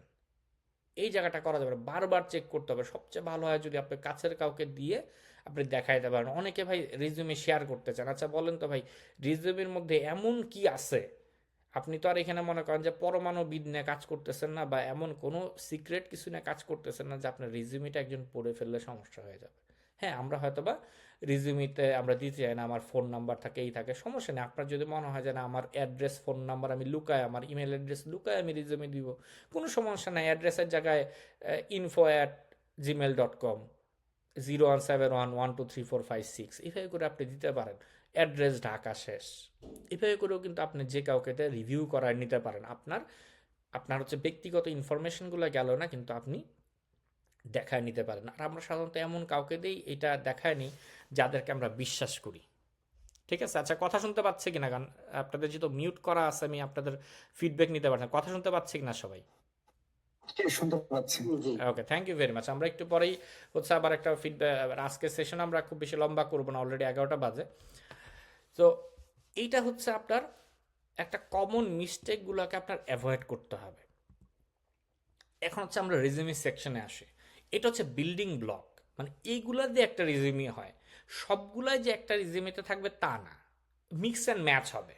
ঠিক আছে, হেডারটা শুধু ফিক্স, হেডার শুধু ফিক্স। হেডার মানে হচ্ছে যেখানে আপনার নাম থাকবে, আপনার ঠিকানা থাকবে, এবং ঠিকানাও কীভাবে লিখবেন আমি বলে দেবো। বিশেষ করে মহিলাদের ক্ষেত্রে খুব ইম্পর্টেন্ট, কারণ মহিলারা আপনারা নিজের সেফটির জন্য আপনারা কেন ফুল অ্যাড্রেস শেয়ার করবেন? আপনার ফুল অ্যাড্রেস পাওয়ার অধিকার শুধুমাত্র আপনার এইচআর যেখানে আপনি জব করেন। এছাড়া তো আপনার ফুল অ্যাড্রেস, ইভেন একজন ছেলের ক্ষেত্রে আপনি কেন আপনার ফুল অ্যাড্রেস শেয়ার করবেন? কারণ কে কীরকম আপনি তো জানেন না। আপনি 100 জায়গায় রিজিউমে পাঠাচ্ছেন, আপনি জানেন না কে কেমন, কার মত কেমন, কেন আপনি আপনার একদম পিন পয়েন্ট লোকেশন শেয়ার করবেন? আমরা যেখানে আমাদের একটা অ্যাপের মনে করেন লোকেশন শেয়ার করার আগে 10 বার সিকিউরিটির কথা চিন্তা করি, বা রিজিউমের ক্ষেত্রে আমরা কোনো চিন্তাই করি না, কিন্তু আমরা বুঝি না রিজিউমেতে আমরা সবচেয়ে অ্যাকুরেট ইনফরমেশনটা দিচ্ছি। কেন আমি দিচ্ছি এটাও জানতে হবে।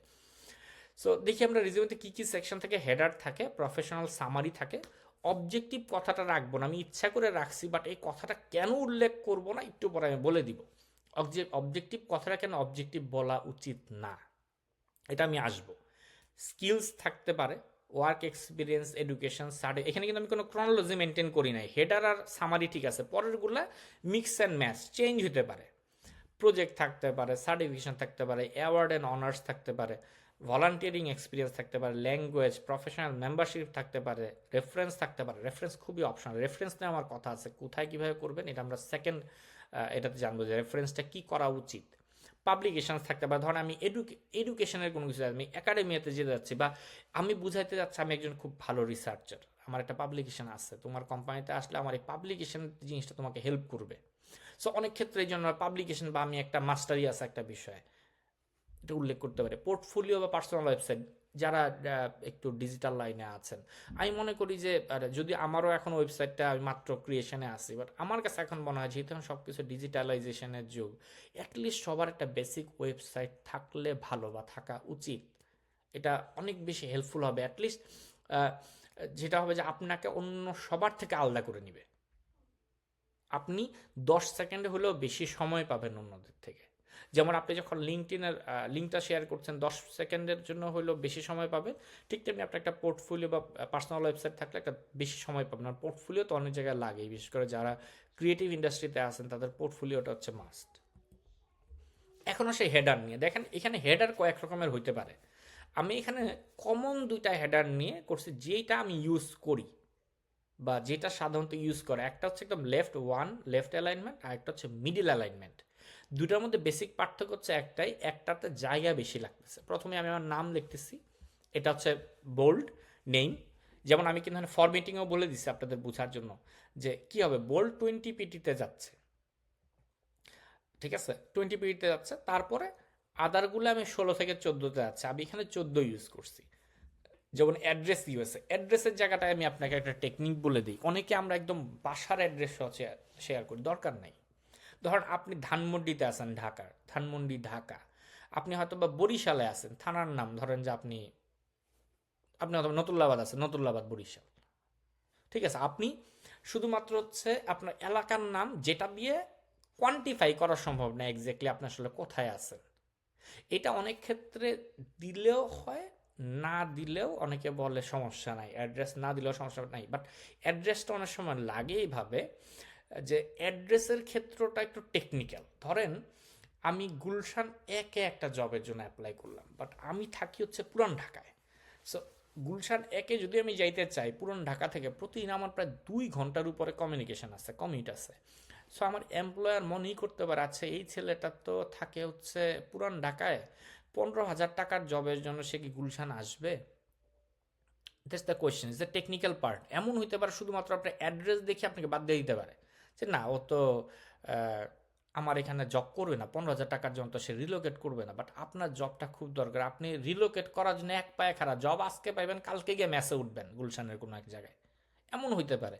সো এই ক্ষেত্রগুলোতে এরকম যদি আপনার কাছে মনে হয় যে আপনার জবে লোকেশনটা খুব ইম্পর্টেন্ট, যে লোকেশনের জন্য আপনি বাদ পড়ে যেতে পারেন, সেক্ষেত্রে লোকেশন উল্লেখ করেন না, দরকার নেই লোকেশন উল্লেখ করার, ইটস এ টেকনিক, ঠিক আছে। বাট আপনার কাছে মনে হয় লোকেশনটা একটা পজিটিভ থিং দিতে পারে, লোকেশনটা দিলেন। এটা হচ্ছে লোকেশন উল্লেখ করা না করার মধ্যে লজিক। আরেকটা হচ্ছে মোবাইল, ভাই ফোন নাম্বার তো দিতেই হবে, ফোন নাম্বারের মাধ্যমে তার সাথে যোগাযোগ করবে। এখন আরেকটা জিনিস আমাদের ক্ষেত্রে ঘটে, আমাদের প্রত্যেকেরই ভাই ডিজিটাল লাইফে একটা দুইটা করে সিম আছে, সারাদিন বিভিন্ন কল আসে। অনেকের আবার মনে করেন মোবাইলের ভাইব্রেশন করে রাখা, সাইলেন্ট করে রাখার অভ্যাস আছে। একটা জিনিস মনে রাখেন ভাই, এমপ্লয়ার কিন্তু আমার ফ্রেন্ড না, দোস্ত না যে সে আমাকে 10 বার করে ফোন দেবে। সে হয়তো বা একটা সিঙ্গেল কল করবে, সিঙ্গেল করে আপনাকে ভাই কারণ এমপ্লয়ার তার হয়তো বা এইচআরকে বলছে যে তুমি তো এই 20 জনকে শর্ট লিস্ট করলাম, এদেরকে তুমি ফোন দেওয়া বলো যে পরশু দিন তারা আসতে পারবে কিনা। বাংলাদেশি সিস্টেম, বিদেশি সিস্টেম হলে মেইল করতো, বাংলাদেশে মেইলের আগে ফোন করে, আমরাও তাই চাই। ফোন করে দেখা গেল আপনাকে ভাই পাইতেছে না, বা আপনি এমন একটা জায়গা দিলেন, আপনি হয়তো বা একটু কম খরচের জন্য এয়ারটেলের সিম ইউজ করেন, বাট আপনার একটা গ্রামীণ সিম আছে, আমি এখানে কোনো কোম্পানি মার্কেটিং করতেছি না, বাট আপনি ওই সিমটাই এখানে উল্লেখ করবেন যেই নাম্বারটা সবসময় আপনার কাছে থাকে, যেই নাম্বারটা সবসময় এমন মুডে থাকে যে কল করলে আপনাকে পাবে অফিস টাইম বা প্রফেশনাল টাইমে, এবং যার নেটওয়ার্ক সবচেয়ে ভালো, এমন একটা নাম্বার আপনি এখানে ইউজ করবেন। এমন নাম্বার না যে যেটা আবার এমনও হইতে পারে যে সবচেয়ে ভালো স্ট্র্যাটেজি হতে পারে, যারা ফ্রেশার আছেন ভাই আপনারা একটা নাম্বারকে আপনারা উল্লেখ করেন যেটা আপনার প্রফেশনাল নাম্বার। আমাদের এখন বেশিরভাগ ফোনে 2টা করে সিম থাকে, আপনারা 2টা সিমই যদি ইউজ করেন, একটা প্রফেশনাল রাখেন, ওই সিমটা আপনার প্রফেশনালের বাইরে ইউজ করেন না। না দেখবেন ওই সিমের মধ্যে মনে করেন যে বিভিন্ন কোম্পানি থেকে মার্কেটিং করছে, স্যার এটা কিনেন ওটা কিনেন, আপনি বিরক্ত হয়ে গেছেন। একটা সিম ইউজ করেন শুধুমাত্র প্রফেশনের জন্য, ঠিক আছে? তাহলে হবে কি আপনাকে রিচ করতে পারবো। অনেক সময় দেখা যাবে শুধুমাত্র রিচ করতে না পারার জন্য আপনি অপরচুনিটি হারাচ্ছেন, প্রচণ্ড একটা জিনিস। দেখবেন আপনি শর্ট লিস্টেড হয়েছেন, এইচআরের লোকের ভাই, এইচআরের এক্সিকিউটিভ, তার কাম হইলো শুধু ফোন করা আর নিচে ডাক দেওয়া যে উনি আমার ফোনে আনসার করছে বা করেনি, তার এত বোঝার সময় নেই। অতএব আপনার বোঝাটা আপনার বুঝতে হবে, ফোন নাম্বারটা ওইটা রাখবেন যেটা আপনাকে রিচ করতে পারবে। এখন আসে ইমেইলের ক্ষেত্রে, ধরেন আমি এইখানটাতে ইমেল, আমি বর্তমানে এই কাজের জন্য বা আমি অনেকদিন ধরে হচ্ছে আমি আমার নিজস্ব ডোমেইনে চলে গেছি। এখন আমি সবাইকে বলবো না ভাই আপনার ডোমেইনে চলে আসেন, যে আপনি আপনার নিজস্ব ডোমেইন নিয়ে কাজ করেন, ওইটা দরকার নেই, বাট আপনি মেলটাকে প্রফেশনাল রাখেন। যেমন আমার একখান জিমেইল আছে যেটার নাম হলো SHAMIM009922, ঠিক আছে? এখন ধরেন এটা কিন্তু দেখতে খুব সুন্দর কিন্তু প্রফেশনাল না, এটা আমি গণহারে সব জায়গায় ইউজ করি যেখানে আমার দরকার পড়ে। কিন্তু যখন আমার কোনো প্রফেশনাল কাজ দরকার পড়ে এবং যখন আমি আমার সেলফ ডোমেইন ইউজ করি না, তখন কিন্তু আমি sa.shakil@live.com এরকম একটা মেইল অ্যাড্রেস আমার আছে, ওইটা আমি ইউজ করি, ঠিক আছে? ওইটা শুধুমাত্র প্রফেশনাল ডোমেইনে আমার ইউজ হয়, কিন্তু অন্যান্য সকল ক্ষেত্রে আমি এটা ইউজ করি। কারণ এই মেইলে একটা সমস্যা আছে, যেমন আপনাদের এখানে মেইল করতে গিয়ে আমি দেখলাম আমি কিন্তু দেখবেন আমি 3টা পর্যন্ত মেইল করছি, অনেকে আমার সেকেন্ড মেইল থেকে রিপ্লাই করছেন, অনেকে স্টিল না আমার মেইল রিপ্লাই করেননি, তাদেরকে আমি মেইল করা বাদ দিয়ে দিছি থ্যাংক ইউ দিয়ে। মানে হচ্ছে কি, ধরেন একটা মেইলে আপনার সকল মেইল আসতেছে, 20, 25, 30, 40টা মেইল আসতেছে, বিভিন্ন সময় মার্কেটিংয়ে বিভিন্ন মেইল আসতেছে। চেষ্টা করবেন আজ থেকে যদি আপনি পারেন আপনার একটা প্রফেশনাল মেইল রাখতে, একটু লেজিবল রাখতে। ধরেন আপনার নাম, ধরেন আমি শিশির ভাইকে ধরতে, ধরেন ধরেন ভট্টাচার্য, শিশির.ভট্টাচার্য, হয়তো আপনি পাইলেন না, শিশির ডট হয়তো বা আপনি একজন ইঞ্জিনিয়ার সিএসি, আপনি হয়তো বা ব্র্যাকের বিআরএসসি ব্র্যাক, শিশির.ব্র্যাক, বা এইভাবে করে করে রাখেন, মানে যেটা শুনতে ভালো লাগে আর যেটা হচ্ছে আপনার দেখতে ভালো লাগে। কিন্তু এইখানটাতে আমরা অনেক সময় নাম্বার ইউজ করি, এইগুলা ইউজ না করাটা বেটার। এটা প্রথমেই আপনি আপনার ইমেল অ্যাড্রেসটা কিন্তু আপনি কেমন চয়েস, আপনার পার্সোনাল চয়েসটা সবার আগে বোঝা যায় মানুষের ইমেল অ্যাড্রেস দিয়া। এসএমড হওয়ার কি হচ্ছে নাই, আমারও এরকম ধরনের মেলা ইমেল অ্যাড্রেস আছে যেগুলো আমি ডিফারেন্ট কাজে ইউজ করি, যেগুলো আমি প্রফেশনাল ইউজ করি না, যেখানে বিভিন্ন নাম্বার আছে, ঠিক আছে? আপনি হয়তো বা কি বলা যায় যে আপনি মুনলাইট খুব পছন্দ করেন, লিখে দিলেন moonlight94@gmail.com, কিন্তু ওইটা কিন্তু প্রফেশনাল হইল না। এই ক্ষেত্রে আপনার দরকার হচ্ছে প্রফেশনাল একটা ইমেল করা, খুবই ইম্পর্টেন্ট একটা ব্যাপার। এবং অনেক এমপ্লয়ার আপনার ইমেল অ্যাড্রেসের স্রোত দেখে আপনাকে ফার্স্টেই ডিসকার্ড করে দিতে পারে, আপনার মেইল নাও পড়তে পারে, আপনার মেইল অ্যাড্রেস দেখে বুঝবে আর অত প্রফেশনালি না। এই জায়গাটা আমরা গুরুত্ব দেবো, কারো যদি ওরকম না থাকে আমরা চেষ্টা করবো একটা অ্যাকিউর করার। আপনাকে ডোমেইনে যেতে হবে কথা নাই, বাট আপনি জিমেইলে থাকেন, ইয়াহুতে থাকেন, আপনি যেই মেইলে আপনি থাকেন। আবার মনে করেন কিছু কিছু মেইল আছে আমরা মনে করি যে ঠিক আছে AOL ইউজ করব, আমরা অন্য এমন কোনো মেইল ইউজ করব যেটা হইতেছে বাংলাদেশে চলে না। বাংলাদেশের জন্য বা যে কোনো জায়গার জন্য জিমেইলটা মোস্ট কমন। কেন? কারণ আপনি যে মেইলটা করতেছেন, যেই মেলের সিকিউরিটি যত ভালো এবং যেই মেল কোম্পানির রিপুটেশন যত ভালো, আপনি ধরে নেবেন ওই মেলটা তত সুন্দরভাবে গিয়ে আমার ইনবক্সে পৌঁছাবে, নাহলে কিন্তু এটা স্প্যামে পড়ে থাকবে। আপনি খুব সুন্দর একটা পাইলেন, হ্যাঁ আমার নামে পাইয়া গেছি AOL.com থেকে, কিন্তু ওই AOL.com মেলটা কি আসলেই আমার রিক্রুটারের ইনবক্সে যাবে না স্প্যামে চলে যাবে, সেটা বোঝার জন্য কিন্তু এক দরকার আছে। যেমন আমি যখন shakil.com-এ যাই আমার কাছে অনেকগুলো অপশন ছিল, আমি চাইলে মনে করেন খুব চিপ একটা অপশনে যেতে পারতাম যেখানে আমি প্রতি মাসে মাত্র $1 ইউজ করে আমি এই মেইলটাকে হোস্ট করতে পারতাম। পরে চিন্তা করলাম যে আমি যেহেতু মাস মেইলিং করব, আমি অনেককে মেইল করবো, এটা দিয়ে আমাকে যাওয়া উচিত এমন কিছু, তখন আমি গুগলে চলে আসছি যে অ্যাটলিস্ট আর যাই হোক আমার মেইলটা মানুষের ইনবক্সে যাবে, এটা ফর শিওর, এটা ইম্পর্টেন্ট। তারপর হচ্ছে আপনার লিঙ্কডইন প্রোফাইলটা রাখা, এটা হচ্ছে গিয়ে আপনার এমপ্লয়ারকে আপনাকে দেখার জন্য আপনি সোশ্যালি কেমন। লিঙ্কডইন হচ্ছে আমাদের প্রফেশনালদের সোশ্যাল নেটওয়ার্ক এবং এটার মাধ্যমে বোঝা যায় আপনি প্রফেশনালি কেমন, এটা বোঝার একটা মাধ্যম। এইটা আমরা উল্লেখ করে দিব। দুইভাবে রাখতে পারেন, একটা দেখেন কি আছে, একটা আছে একটার পর একটা একটু জায়গা বেশি নিলাম, আর একটা হলো মিডিল অ্যালাইনমেন্ট করে দিলাম, আমার নামটা সবার মাঝখানে, তারপরে সবগুলো দিলাম। দেখবেন একটা সুন্দর করে একটা ডিভাইডার একটা অপশন আছে, একটা ডিভাইডার অপশন আছে, যেটা আপনি সাধারণত যে কোনো কিবোর্ডের একদম ডান পাশে গিয়ে পাবেন। স্ল্যাশটা যেখানে পাবেন ওইটা ঠিক উপরেই আপনি এই ডিভাইডার অপশন, এটা কিন্তু আই না। আমিও প্রথমে ভুল করতাম, এই জিনিসটা কি আই না, এটা আই না, এটা একটা ডিভাইডার অপশন। ঠিক আছে? সো এই ডিভাইডারটা আপনি যখন ইউজ করবেন তো একই লাইনে, এক লাইনের মধ্যে আপনি সব নিয়ে আসতে পারবেন। এই আপনার হেডারটা গেল। এখন আমি আসি হচ্ছে আরেকটা ইম্পর্টেন্ট, সেটা হচ্ছে সামারিতে। আমরা আজকে সামারির পরেই হয়তো শেষ করতে হবে, আমাদের সময় যেহেতু কমতেছে। সামারিটা হচ্ছে চেঞ্জ হবে, ইটস অ্যাবাউট ইউ। হ্যাঁ, এটা ডিফারেন্ট জব টাইপ অনুযায়ী ডিফারেন্ট হতে পারে, জব ডেসক্রিপশন অনুযায়ী ডিফারেন্ট হতে পারে, রিকোয়ারমেন্টস অনুযায়ী ডিফারেন্ট হতে পারে। সাধারণত এইখানে আমরা চেষ্টা করবো কি ডিফারেন্ট টাইপ আমার জবে যে ধরনের জিনিসপত্রগুলো চাইছে ওই কিওয়ার্ডগুলো এখানে আনা। ধরেন একজন হয়তো বা এরকম চাইছে যার হয়তো বা ডিজিটাল হেলথ এবং হচ্ছে আপনার হয়তো রিসার্চের এক্সপিরিয়েন্স লাগবে। সো আমি এখানে ডিজিটাল হেলথ তো রাখলাম, আবার রিসার্চের কোয়ান্টিটেটিভ রিসার্চ আমি রাখলাম। ঠিক আছে?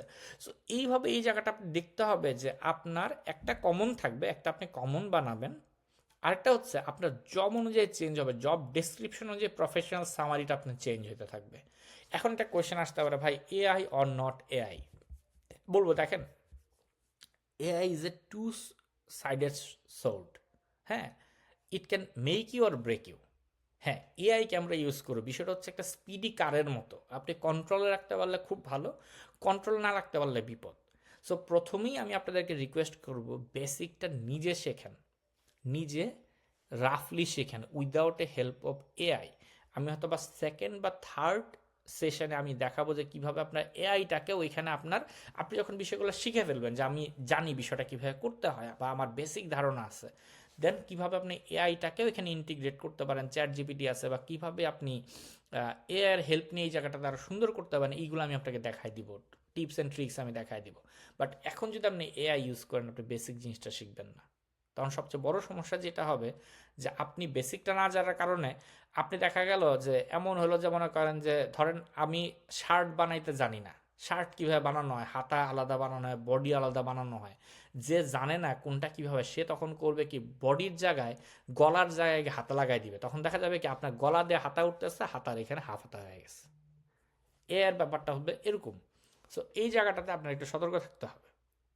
সো এইখানটা আমরা কিভাবে করব, এইখানে দেখেন আমরা অবজেক্টিভ কথাটা অনেকে দেখবেন যে একদম ছোটবেলায় আমি যখন রেজিউমে লিখতাম অবজেক্টিভ লিখতাম, পরে আমি এখন চেষ্টা করলাম দেখেন অবজেক্টিভ মানে কি। আমার কাছে যে জব করতে আসতেছে, আপনি আমাকে সিভি দিয়েছেন, আপনার অবজেক্টিভ হলো ভাই জবটা পাওয়া, সহজ অবজেক্টিভ। এটা কিন্তু এমপ্লয়ার জানে, বাট এটাতে তো আমার কোনো লাভ নাই। আমার লাভ কি? আমার লাভ হচ্ছে আপনাকে জানতে পেরে যে আপনি আমার জন্য বা আমার কোম্পানির জন্য কি করতে পারবেন। সো এই আদতে এটা অবজেক্টিভ হইলেও অলওয়েজ এটাকে আপনি সামারি বলবেন। আপনি একদম ফ্রেশার, এটাও আপনার সামারি। হ্যাঁ, আমি ভাই কম্পিউটার সায়েন্স অ্যান্ড ইঞ্জিনিয়ারিং, আমি একজন ইঞ্জিনিয়ার, বা আমি এই পড়াশোনাটা শেষ করছি, বা আমি একজন ডিপ্লোমা আছি, আমার ডিপ্লোমা হোল্ডার, আমি এটা শেষ করছি। ওইটা হচ্ছে আপনার পরিচয়। আমি কোম্পানিতে একটা কেরিয়ার গড়তে চাই, যেটা আগের ওল্ড স্কুল মেথড, কোম্পানিতে কেরিয়ার গড়তে চাই প্রচণ্ড পরিশ্রম করার মাধ্যমে, I M A hard working truthful man বা হার্ড ওয়ার্কিং অনেস্ট ম্যান, এটা জানার দরকার নেই কোম্পানির জানার দরকার যে আপনার বর্তমান স্কিল সেটে কোম্পানির কী লাভ হবে ভাই। কারণ দিন শেষে আপনাকে তো বেতন দিবে, আপনাকে যদি কোম্পানি 1 টাকা বেতন দিতে চায়, কোম্পানির এর বিনিময়ে 10 টাকা আসতে হবে, ঠিক না? অতএব এই সামারিটা বলে দিবে যে আপনি কি আসলে এমপ্লয়েবল কিনা, আপনাকে কি এমপ্লয় করা যায় কিনা। সো এইখানটাতে আপনার গুরুত্ব দেবে হোয়াট ইউ ওয়ান্ট, আপনার এইটা গুরুত্ব দিবেন না যে আপনি কি চান, আপনি কি চান এটা এমপ্লয়ার জানে। হোয়াট দে ওয়ান্ট এখানে দিতে হবে তারা আসলে কি চায়। আর সবচেয়ে কিপ ইট কনসাইজ, 2 থেকে 3 সেন্টেন্স, সর্বোচ্চ 4 বা 5 বার। আমি মনে করি 4 সেন্টেন্স ইজ গুড। সাধারণত একটা নর্মালভাবে যখন আপনি 12 ফন্টে লিখবেন, একটা লাইনে 8 থেকে 10টা করে ওয়ার্ড থাকে, 8 থেকে 10টা থাকে। যেমন আমরা এখানে যদি করি 1 2 3 4 5 6 7 8 9 অ্যান্ড উইথ এইসব বাদ দিলে 7 8টা বা 10টা থাকে। তো আপনি যদি 3 লাইনে যান 30 ওয়ার্ড হয়, 4 লাইনে গেলে 40 ওয়ার্ড হয়। মানে আমি মনে করি সামারিটা উইদিন 50 সেকেন্ডসে পড়ে ফেলার মতো অবস্থায় থাকা উচিত। সরি 15 সেকেন্ড, নট 50, মানে 15 সেকেন্ডে পড়ে ফেলার মতো অবস্থায় থাকা উচিত, বা 15 সেকেন্ড আর লেস। এর কম সময় যাতে আপনার সামারি পড়ে ফেলা যায়, আপনার সম্বন্ধে জেনে ফেলা যায়। অনেকটা হচ্ছে সিনেমার ট্রেলারের মতো। ট্রেলার ভালো লাগলে আমি সিনেমাটা দেখি, ট্রেলার ভালো না লাগলে আমি সিনেমা দেখি না। বিষয়টা হচ্ছে এই প্রফেশনাল সামারি হচ্ছে আপনার সামারির একটা ট্রেলার। ঠিক আছে, সাধারণত হেডিংটা যেমন প্রফেশনাল সামারি দেখেন, আমি হেডিং এখানে ইউজ করছি বোল্ড। আমার কথা ছিল যে আমি বোল্ড এবং 14 পয়েন্ট ইউজ করবো, তাই প্রফেশনাল সামারি 14 পয়েন্ট এবং বোল্ড, এবং ডেসক্রিপশন অ্যাজ ইউজুয়াল 12 ফন্টে আছে। এখন সামারিটাকে আমরা ব্রেকডাউন করি।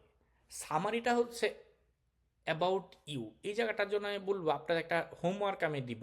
দেখেন আগে আমি একটা ব্রেকডাউন দিই, আমি একটা প্রপোজাল করছি, একটা প্রপোজ করছি আপনাদেরকে। আপনারা চাইলে আপনাদের ক্রিয়েটিভ ইমাজিনেশন এখানে ইউজ করতে পারেন। There is no right and wrong here. ঠিক আছে, আমি শুধু আপনাদের সুবিধার একটা প্রপোজ করেছি। আমি কিভাবে লিখছি দেখেন, প্রফেশনাল সামারিতে আমি লিখছি ইন্টারডিসিপ্লিনারি রিসার্চার। বর্তমান আমার অবস্থা ইন্টারডিসিপ্লিনে, আমার রিসার্চ অনেকগুলো ডিসিপ্লিনে আছে। হলুদ মান হচ্ছে হোয়াই এম, আমি বোঝানোর চেষ্টা করছি 2 লাইনে 2টা ওয়ার্ডে আমি আসলে কে। With expertise in health care innovation, digital health intervention and user centre design. আমার এক্সপার্টিসটা কোথায়, নীলকালি দেয়া। এবং গ্রেতে আছে experienced in conducting qualitative and quantitative research and advanced health technologies. এটা হচ্ছে আমার এক্সপিরিয়েন্স। সো আমি এখানে ভাগ করছি একটা সেলফ ডিসকভারি, কি আমি কে, আমার এক্সপিরিয়েন্সটা কিসে, এবং আমার এক্সপার্টিস কিসে, এবং আমি কোথায় এক্সপিরিয়েন্স। এর মাধ্যমে একজন এমপ্লয়ার বুঝতে পারবে যে আমি কাকে এমপ্লয় করতেছি, সে কোথায় এক্সপার্ট, এবং তার এক্সপিরিয়েন্সটা আমার কোথায় লাগবে। এই 3টা জিনিসই আমার এমপ্লয়ারের জন্য যথেষ্ট, আমাকে নেওয়ার জন্য বা বাদ দেওয়ার জন্য। সো এই জায়গাটাতে আসলে রাইট অ্যান্ড রং বলে কিছু নাই। এইখানটাতে আমি বলবো বিইং অনেস্ট। আপনি প্রথমে নিজে লেখেন, একটা সাদা কাগজ কলম আজকে নিবেন, আপনি লেখাচ্ছেন আমি কে। আপনি প্রথমে খুব বাজে বাজে জিনিস, আমি কে, আমি একজন বেকার, আমি কি, আমি একজন গ্র্যাজুয়েট, আমি একজন এই, আমি একজন সেই। নো ইস্যু, কাগজের পর কাগজ আপনি লেখেন। ইভেন আমি মনে আমার একটা জিনিস শেয়ার করছিলাম যে আমি ইউএস ভিসা পরীক্ষার আগে আমি প্রচুর লিখছিলাম, প্রায় 50 60 না 80 পেজের মতন লিখে ফেলছিলাম, হাতে লিখছিলাম। ইউএস ভিসাতে ভাই জীবনেও রিটার্ন এক্সাম না, it's a totally vocal exam, মানে ভোকাল ভাইবা। বাট আমি লিখছিলাম বোঝার জন্য যে আসলে আমার মূল জায়গাটাকে। আপনি যখন লিখবেন তখন আপনার মাথা এবং হাত একসঙ্গে কাজ করে, বডি একসঙ্গে কাজ করে। সো এই জায়গাটাতে আপনি লিখে ফেলবেন, কোয়েশ্চেনের আনসার করবেন। এবং আমি এখানে শুধুমাত্র একটা প্রপোজাল দিচ্ছি, আপনি আপনার মতো করে 4-5 রকমের ভার্সন বানাবেন। প্রথম ভার্সনগুলো খুব বাজে হবে। প্রথম ভার্সন আপনার কাছে মনে হলো বাংলায় বানান, সমস্যা নেই, আমরা ইংলিশে, আমরা যেহেতু ভাই নেটিভ না, আমার হুট করে ইংলিশ আসতে আমাদের কষ্ট হয়। আপনি বাংলায় লেখেন, আপনি বাংলায় লেখেন আমি এই, আমি সেই, ওইটাকে তারপর ইংলিশ করেন। এভাবে করে 4-5টা ভার্সন আপনি যখন বানাবেন, দেন আপনি পলিশিংয়ে আসেন যে আচ্ছা এটাকে আমি একটু পলিশ করি, এটাকে আমি একটু পলিশ করি, একটু গ্রামার ঠিক করি, ওয়ার্ডগুলো একটু ঠিক করি। তখন দেখবেন ধীরে ধীরে একটা জায়গায় দাঁড়াবে। এটা আমি কেন বললাম, কারণ যেহেতু আপনার এই সেকশনটা প্রচণ্ড অ্যাডাপটিভ, এই সেকশনটা কিন্তু হচ্ছে জব অনুযায়ী চেঞ্জ হয়ে যাবে। এই জিনিসটাকে যদি আপনি একই রকম স্টিকি রাখেন তাহলে কিন্তু বিপদ। কারণ আপনি হয়তো বা এক জায়গায়, আমি হয়তো বললাম যে আমি রিসার্চার হিসাবে দিব, এক জায়গায় বললাম আমার এই স্কিল ভালো, দুইটা তো মিলবে না। এক জায়গায় হয়তো বা সেলস এক্সিকিউটিভ চাইতেছে, এক জায়গায় হয়তো মার্কেটিংয়ের কাউকে চাইতেছে, অথবা এক জায়গায় অ্যাডমিনিস্ট্রেশনের কাউকে চাইতে। আপনি যদি এক জিনিস বানায় রাখেন আপনি তো ফিট করবেন না। সো এই জায়গাটা আপনাকে খুব দ্রুত চেঞ্জ করার মতো জানতে হবে কি বিল্ডিং ব্লকস আপনার আছে, এবং আপনার যখন নোট করা থাকবে এইটা আমার গুণ, এইটা আমার গুণ, আপনি এখন বুঝতে পারছেন এই গুণটা তো আমার আছে। ঠিক আছে, এইভাবে করে আপনি এটা লিখবেন, এটা হচ্ছে আপনার একটা হোমওয়ার্ক। প্রথমে কাগজে কলমে লেখেন, প্রথমে ডিজিটাল করার দরকার নাই। লেস ডিজিটাল ইজ বেস্ট আমার কাছে মনে হয়, কারণ ডিজিটালে গেলেই দেখবেন যে আপনি গুতাগুতি শুরু করছেন, আপনি কম্পিউটারে গিয়ে আপনার তো ইউটিউব ছাড়া শুরু করছেন, দরকার নেই। আপনি কাগজে কলমে লেখেন, লেখার পরে এটাকে ডিজিটালে নিয়ে আসেন এবং আপনি এটাকে রাখেন আপনার কাছে, যেটা আমার পরে লাগবে। ঠিক আছে, এইভাবে হচ্ছে আপনি প্রফেশনাল সামারিটাতে যাবেন। এখন আসা হচ্ছে এডুকেশনে। আজকে এডুকেশন পর্যন্ত আমরা থাকবো। সো এডুকেশনে আমরা দেখি এডুকেশনে কি হয়, একটা ফরম্যাট আমি দিলাম। ফার্স্টে দেখেন, ফার্স্টের জায়গাটা আছে হচ্ছে হেডিং, তারপর হচ্ছে সাব হেডিং। আমি যেটা করি কি, ইউনিভার্সিটি নেম একটা ডিভাইডার দিয়ে শর্ট অ্যাড্রেস, যেমন আমার ইউনিভার্সিটি হচ্ছে জাহাঙ্গীরনগর ইউনিভার্সিটি, সাভার, ঢাকা। আপনার হইতে পারে যে কুমিল্লা ইউনিভার্সিটি, ওই জায়গাটার নাম কুমিল্লা। ডিগ্রি নেম আমি হচ্ছে ব্যাচেলর অফ ফার্মেসি দিলাম, হ্যাঁ আমি ব্যাচেলর অফ ফার্মেসিতে পাস করছি, ফ্রম টু।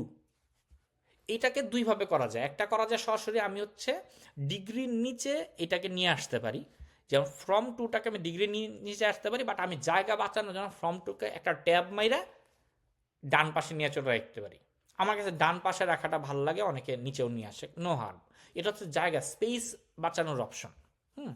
তারপরে সিজিপিএ, আমি মনে করি যে আপনার মোস্ট রিসেন্ট এডুকেশন আগে আসবে, এবং সিজিপিএটা আপনার যদি এডুকেশনটা 5 বছরের মধ্যে আপনি এডুকেশনের সিজিপিএটা উল্লেখ অবশ্যই করবেন। এরপরে আপনি চাইলে সিজিপিএ স্কিপও করতে পারেন। হ্যাঁ, এখানটা ব্যাপার আছে, যদি এমন হয় যে আপনি 4 আউট অফ 4 পাইছেন, আপনি ফার্স্ট ক্লাস ফার্স্ট ছিলেন, বা আপনি সিজিপিএ 3.8 পাইছেন, আপনি এটা 10 বছর আগে জিনিস বলতে পারেন, because you are proud of your CGPA. ঠিক আছে, সো এই জায়গাটা উল্লেখ করতে হয়। আমি এই জায়গাটায় মনে করি একটা বুলেট পয়েন্টে রাখা। এখানে এসে অনেকে ক্লামজি করে ফেলায়। এখানে আমার দরকার হচ্ছে, ভাই আপনি কোন ইউনিভার্সিটিতে পড়ছেন, আপনার কোর্সের নাম কি, কোন সাল থেকে কোন সাল পর্যন্ত পড়ছেন, সিজিপিএ কেমন ছিল। আমি এখানে কোর, এই জায়গাটাও অ্যাডাপটিভ। আমি যদি এমন দেখা যায় যে না, আমি এমন জায়গায় অ্যাপ্লাই করতেছি যেখানে কোর কোর্স ওয়ার্ক নিয়ে আমার কোনো দরকার নেই, আমি একদম ফ্রেশার, হ্যাঁ তখন আপনি কোর কোর্স ওয়ার্ক দিতে পারেন। আমি হয়তো বা কোনো একটা জায়গায় পিএইচডির জন্য অ্যাপ্লাই করতেছি, কোনো জায়গায় মাস্টার্সের জন্য অ্যাপ্লাই করতে, তখন কোর কোর্স ওয়ার্ক দিতে পারেন, ওইটা ইম্পর্টেন্ট। বাট আপনি এমন জায়গায় অ্যাপ্লাই করতে হয় যেখানে কোর্স ওয়ার্ক নিয়ে কোনো হয়তো বা আপনার দরকার নাই, তখন আপনার দরকার নাই। আপনি তখন সিজিপিএটা উল্লেখ করতে পারেন, বা কি প্রজেক্ট উল্লেখ করতে পারেন, থিসিস বা এই জিনিসটা আপনি এখানটা উল্লেখ আপনি করতে পারেন। ঠিক আছে, সো এইখানটাতে আপনি বুলেট পয়েন্টে পয়েন্টে যাবেন, এক লাইনার করে বুলেট পয়েন্টে যাবেন।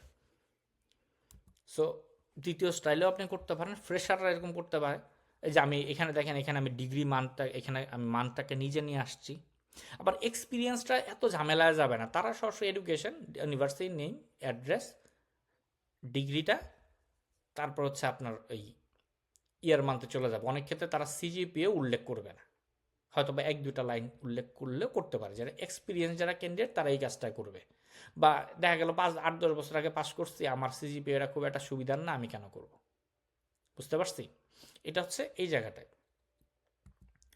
সো এডুকেশনের ক্ষেত্রে রিভার্স ক্রোনোলজিক্যাল অর্ডারে থাকবে, মোস্ট রিসেন্টটা আগে যাবে। এডুকেশনে আমরা বলছি এটা হেডিং, হেডিং 14 ফন্টে হয়ে যাচ্ছে বোল্ডে, ইনস্টিটিউট নেমটা, থিসিস বা কোর্স ওয়ার্ক এগুলো সাব হেডিং, এগুলো বোল্ড কিন্তু 12 ফন্টই থাকতেছে। ডিসক্রিপশন বুলেট পয়েন্টে যাইতেছে 12 পয়েন্টে।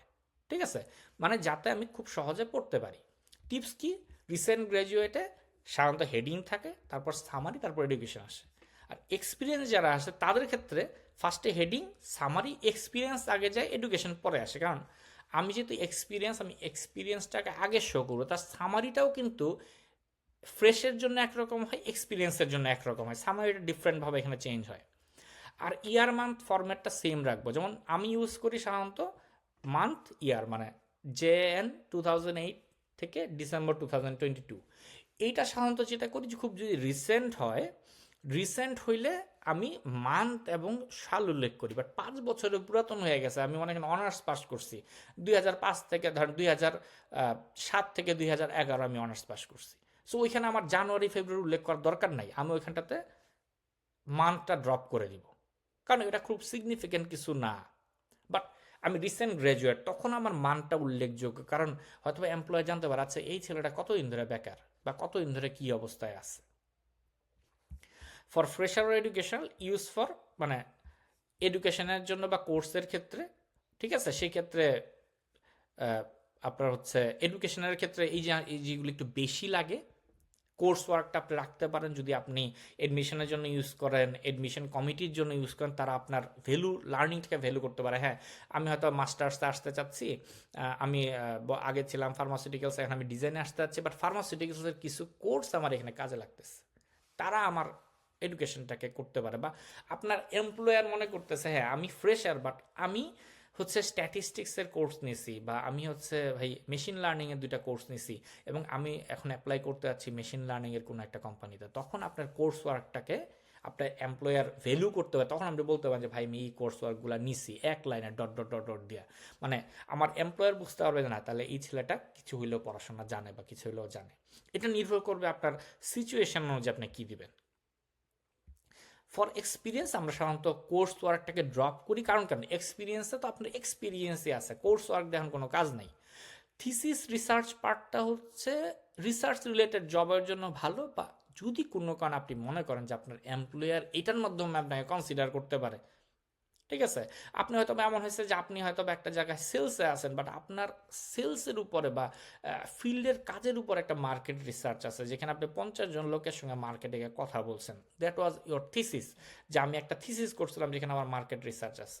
আপনি চিন্তা করেন সেলসের ঠিক আছে, বাট আমার ফিল্ডে কাজ করার মতো একটা অভিজ্ঞতা আছে। অনেক সময় হয় কি আমার সরাসরি ওই এক্সপিরিয়েন্স না থাকলেও, আমার সরাসরি এক্সপিরিয়েন্সটা নাই, কিন্তু আমি এটাকে সাবসাইড করার জন্য আমি কিছু জিনিসপত্র নিলাম, মানে অ্যাটলিস্ট ধামাচাপা দিলাম, ঠিক আছে, তখন আমরা এই কাজগুলো করি। সো আজকে এই পর্যন্ত আমরা রাখবো, আজকে অনেক রাত্র হয়ে গেছে। পরবর্তীতে আমাদের আরও কিছু ইনফরমেশন আছে, যেমন আমরা পরের সেশনে আমরা যাব হচ্ছে এক্সপিরিয়েন্স নিয়ে যাব, আমরা এখানে কি হবি দিব নাকি হচ্ছে আপনার কি বলে আমরা কি রেফারেন্স দিব বা উচিত কিনা, কি করা উচিত, তারপর হচ্ছে আমরা আমাদের এডুকেশন আমরা আরও কী কী আমরা ভলান্টিয়ারিংটাকে কীভাবে দেখাইতে পারি। আমি যে এত কাজ করছি, বিভিন্ন গ্রুপের সঙ্গে ছিলাম, ঠিক আছে, অর্গানাইজেশনের সঙ্গে ছিলাম, এগুলো কী কী আমি করছি, এই জিনিসগুলো হচ্ছে আপনার এখানটাতে হচ্ছে আমরা আসবো। সো এইগুলা নিয়ে আমরা হচ্ছে কাজ করব। আর আপনাদের যদি কোনো কারণে ধরেন কোনো হেল্পের দরকার পড়ে, যেহেতু আমি বাইরে আছি তাই আপনারা তো আমাকে ফোন করতে পারতেছেন না, কিন্তু আমার ইমেল অ্যাড্রেস আছে, যে ইমেল অ্যাড্রেসে আমি মেল করি, আপনারা মেল করলেই হবে। সবচেয়ে ভালো আপনারা যখন আপনাদের যে হোম টাস্ক দেওয়া আছে, এটা আমি আপনাদের টাস্ক হিসেবে দিচ্ছি, বাট এখনই কাজটা নিচ্ছি না, আপনারা লিখে রাখবেন। বাট আপনার কাছে যদি মনে হয় যে না আমি একটা কিছু লিখছি শামীম ভাইকে একটু দেখাই, বা আমি একটা ভার্সন করছি আমি একটু দেখাই, সো সেই ক্ষেত্রে আপনি আমার সঙ্গে চাইলে শেয়ার করতে পারেন, ফিডব্যাক নিতে পারেন, আমাকে এই জায়গাটায় মেইল করতে পারেন। সো যেটা হচ্ছে অনেকের এখন হচ্ছে অনেকটা সময় হয়ে গেছে, আমি এটাতে যাবো না এখন। চাইলে কারো যদি খুব কুইক কোয়েশ্চেন থাকে, আমরা 5 মিনিটে কোয়েশ্চেন নিতে পারি, কারো কোয়েশ্চেন থাকলে কোয়েশ্চেন দিতে পারে। আমি শর্টকাটে একটু বলতে চাই, যদি আর বেশি সময় না নেন তাহলে আমি কি চলে যেতে পারি? হ্যাঁ হ্যাঁ, কোনো সমস্যা নেই, চলে যেতে পারেন ভাইয়া। জি জি, আসসালামু আলাইকুম। হ্যাঁ, জি জি বলেন ভাইয়া। জি আমি জাস্ট একটা বিষয় জানার ছিল, সেটা হচ্ছে আমরা যখন ইউরোপে আসে সিভি করার ট্রাই করি, সেখানে কিন্তু কালার থাকে, মানে আমরা যখন এটাকে এক্সপোর্ট করার পরে যেটা আসে আর কি, তো সেক্ষেত্রে আমরা কি কোথাও সাবমিট করার সময় কি কালারটা চেঞ্জ করে সাবমিট না করা না না, বেটার হবে নাকি? দেখেন ভাই, ইউরোপাস বা এই ধরনের সিভিগুলি হচ্ছে তাদের ফরম্যাট, এটা হচ্ছে তাদের ডিফাইন ফরম্যাট। আপনি যদি ইউএসএ তে এসে ফেডারেল জব করতে চান বা সরকারি জব করতে চান, ইটস ইয়োর ফরম্যাট, ঠিক আছে ভাইয়া। সো এই জায়গাটায় কোনো কেউ যদি ফরম্যাট ডিফাইন করে দেয়, এবং সে, আমি কিন্তু বলছি দেখেন, আমি বলছি ছবি না দিতে, বাট যদি এমপ্লয়ার চায় আপনি দিবেন, ঠিক আছে। তো ইউরোপাসের ক্ষেত্রে কিচ্ছু করবেন না, ওরা ঠিক যেভাবে চাইছে ওইভাবেই, আপনার ভালো লাগুক বা না লাগুক। জি, থ্যাংক ইউ। এসওপি নিয়ে ভাই, এসওপির জন্য যেটা হচ্ছে, যেহেতু এসওপিটা এখানে আসলে কমন ইন্টারেস্টের মধ্যে না, এসওপি নিয়ে হয়তোবা যদি হয় তাহলে আপনার সঙ্গে আমি আলাদা করে কথা বলবো না, বা লাস্টের দিকে যদি আমি কোনো সময় পাই তখন বলবো। মূলত আসলে চেষ্টা করতেছি এখানে কমন ইন্টারেস্টের ব্যাপারগুলি নিয়ে কথা বলার, ঠিক আছে। আর কোনো কোয়েশ্চেন আছে?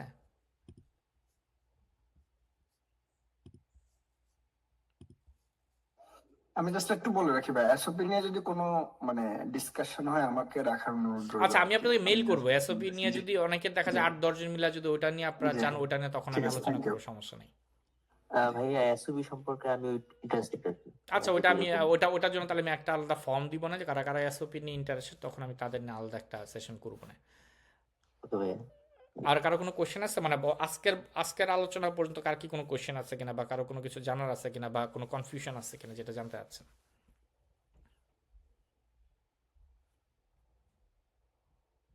আচ্ছা ভাই, আমার একটা কোশ্চেন ছিল। হুম। কারণ আমি হচ্ছে আপনার আমি গ্রাজুয়েশন করছি, আমার মেজর ছিল ইলেকট্রনিক্স। তো আমার মেজর কোর্স ছিল যে আপনার এই ভিএলএসআই ডিজাইন বা এইসব। কিন্তু আমি হচ্ছে ধরেন নর্মাল যে কোনো এক্সিকিউটিভ বা মার্কেটিং এই রিলেটেড আমি জবে অ্যাপ্লাই করবো, তো ওই ক্ষেত্রে কি আমার এই কোর্সটার কোনো দরকার আছে? উম, ওই যে আমি যেটা বললাম এটা সিচুয়েশনাল যে আপনার কোর্স ওয়ার্কটা আপনার হচ্ছে কোর্স ওয়ার্ক বলতে কিন্তু পুরো ডেসক্রিপশন না, কোর্স ওয়ার্কটা আপনার জব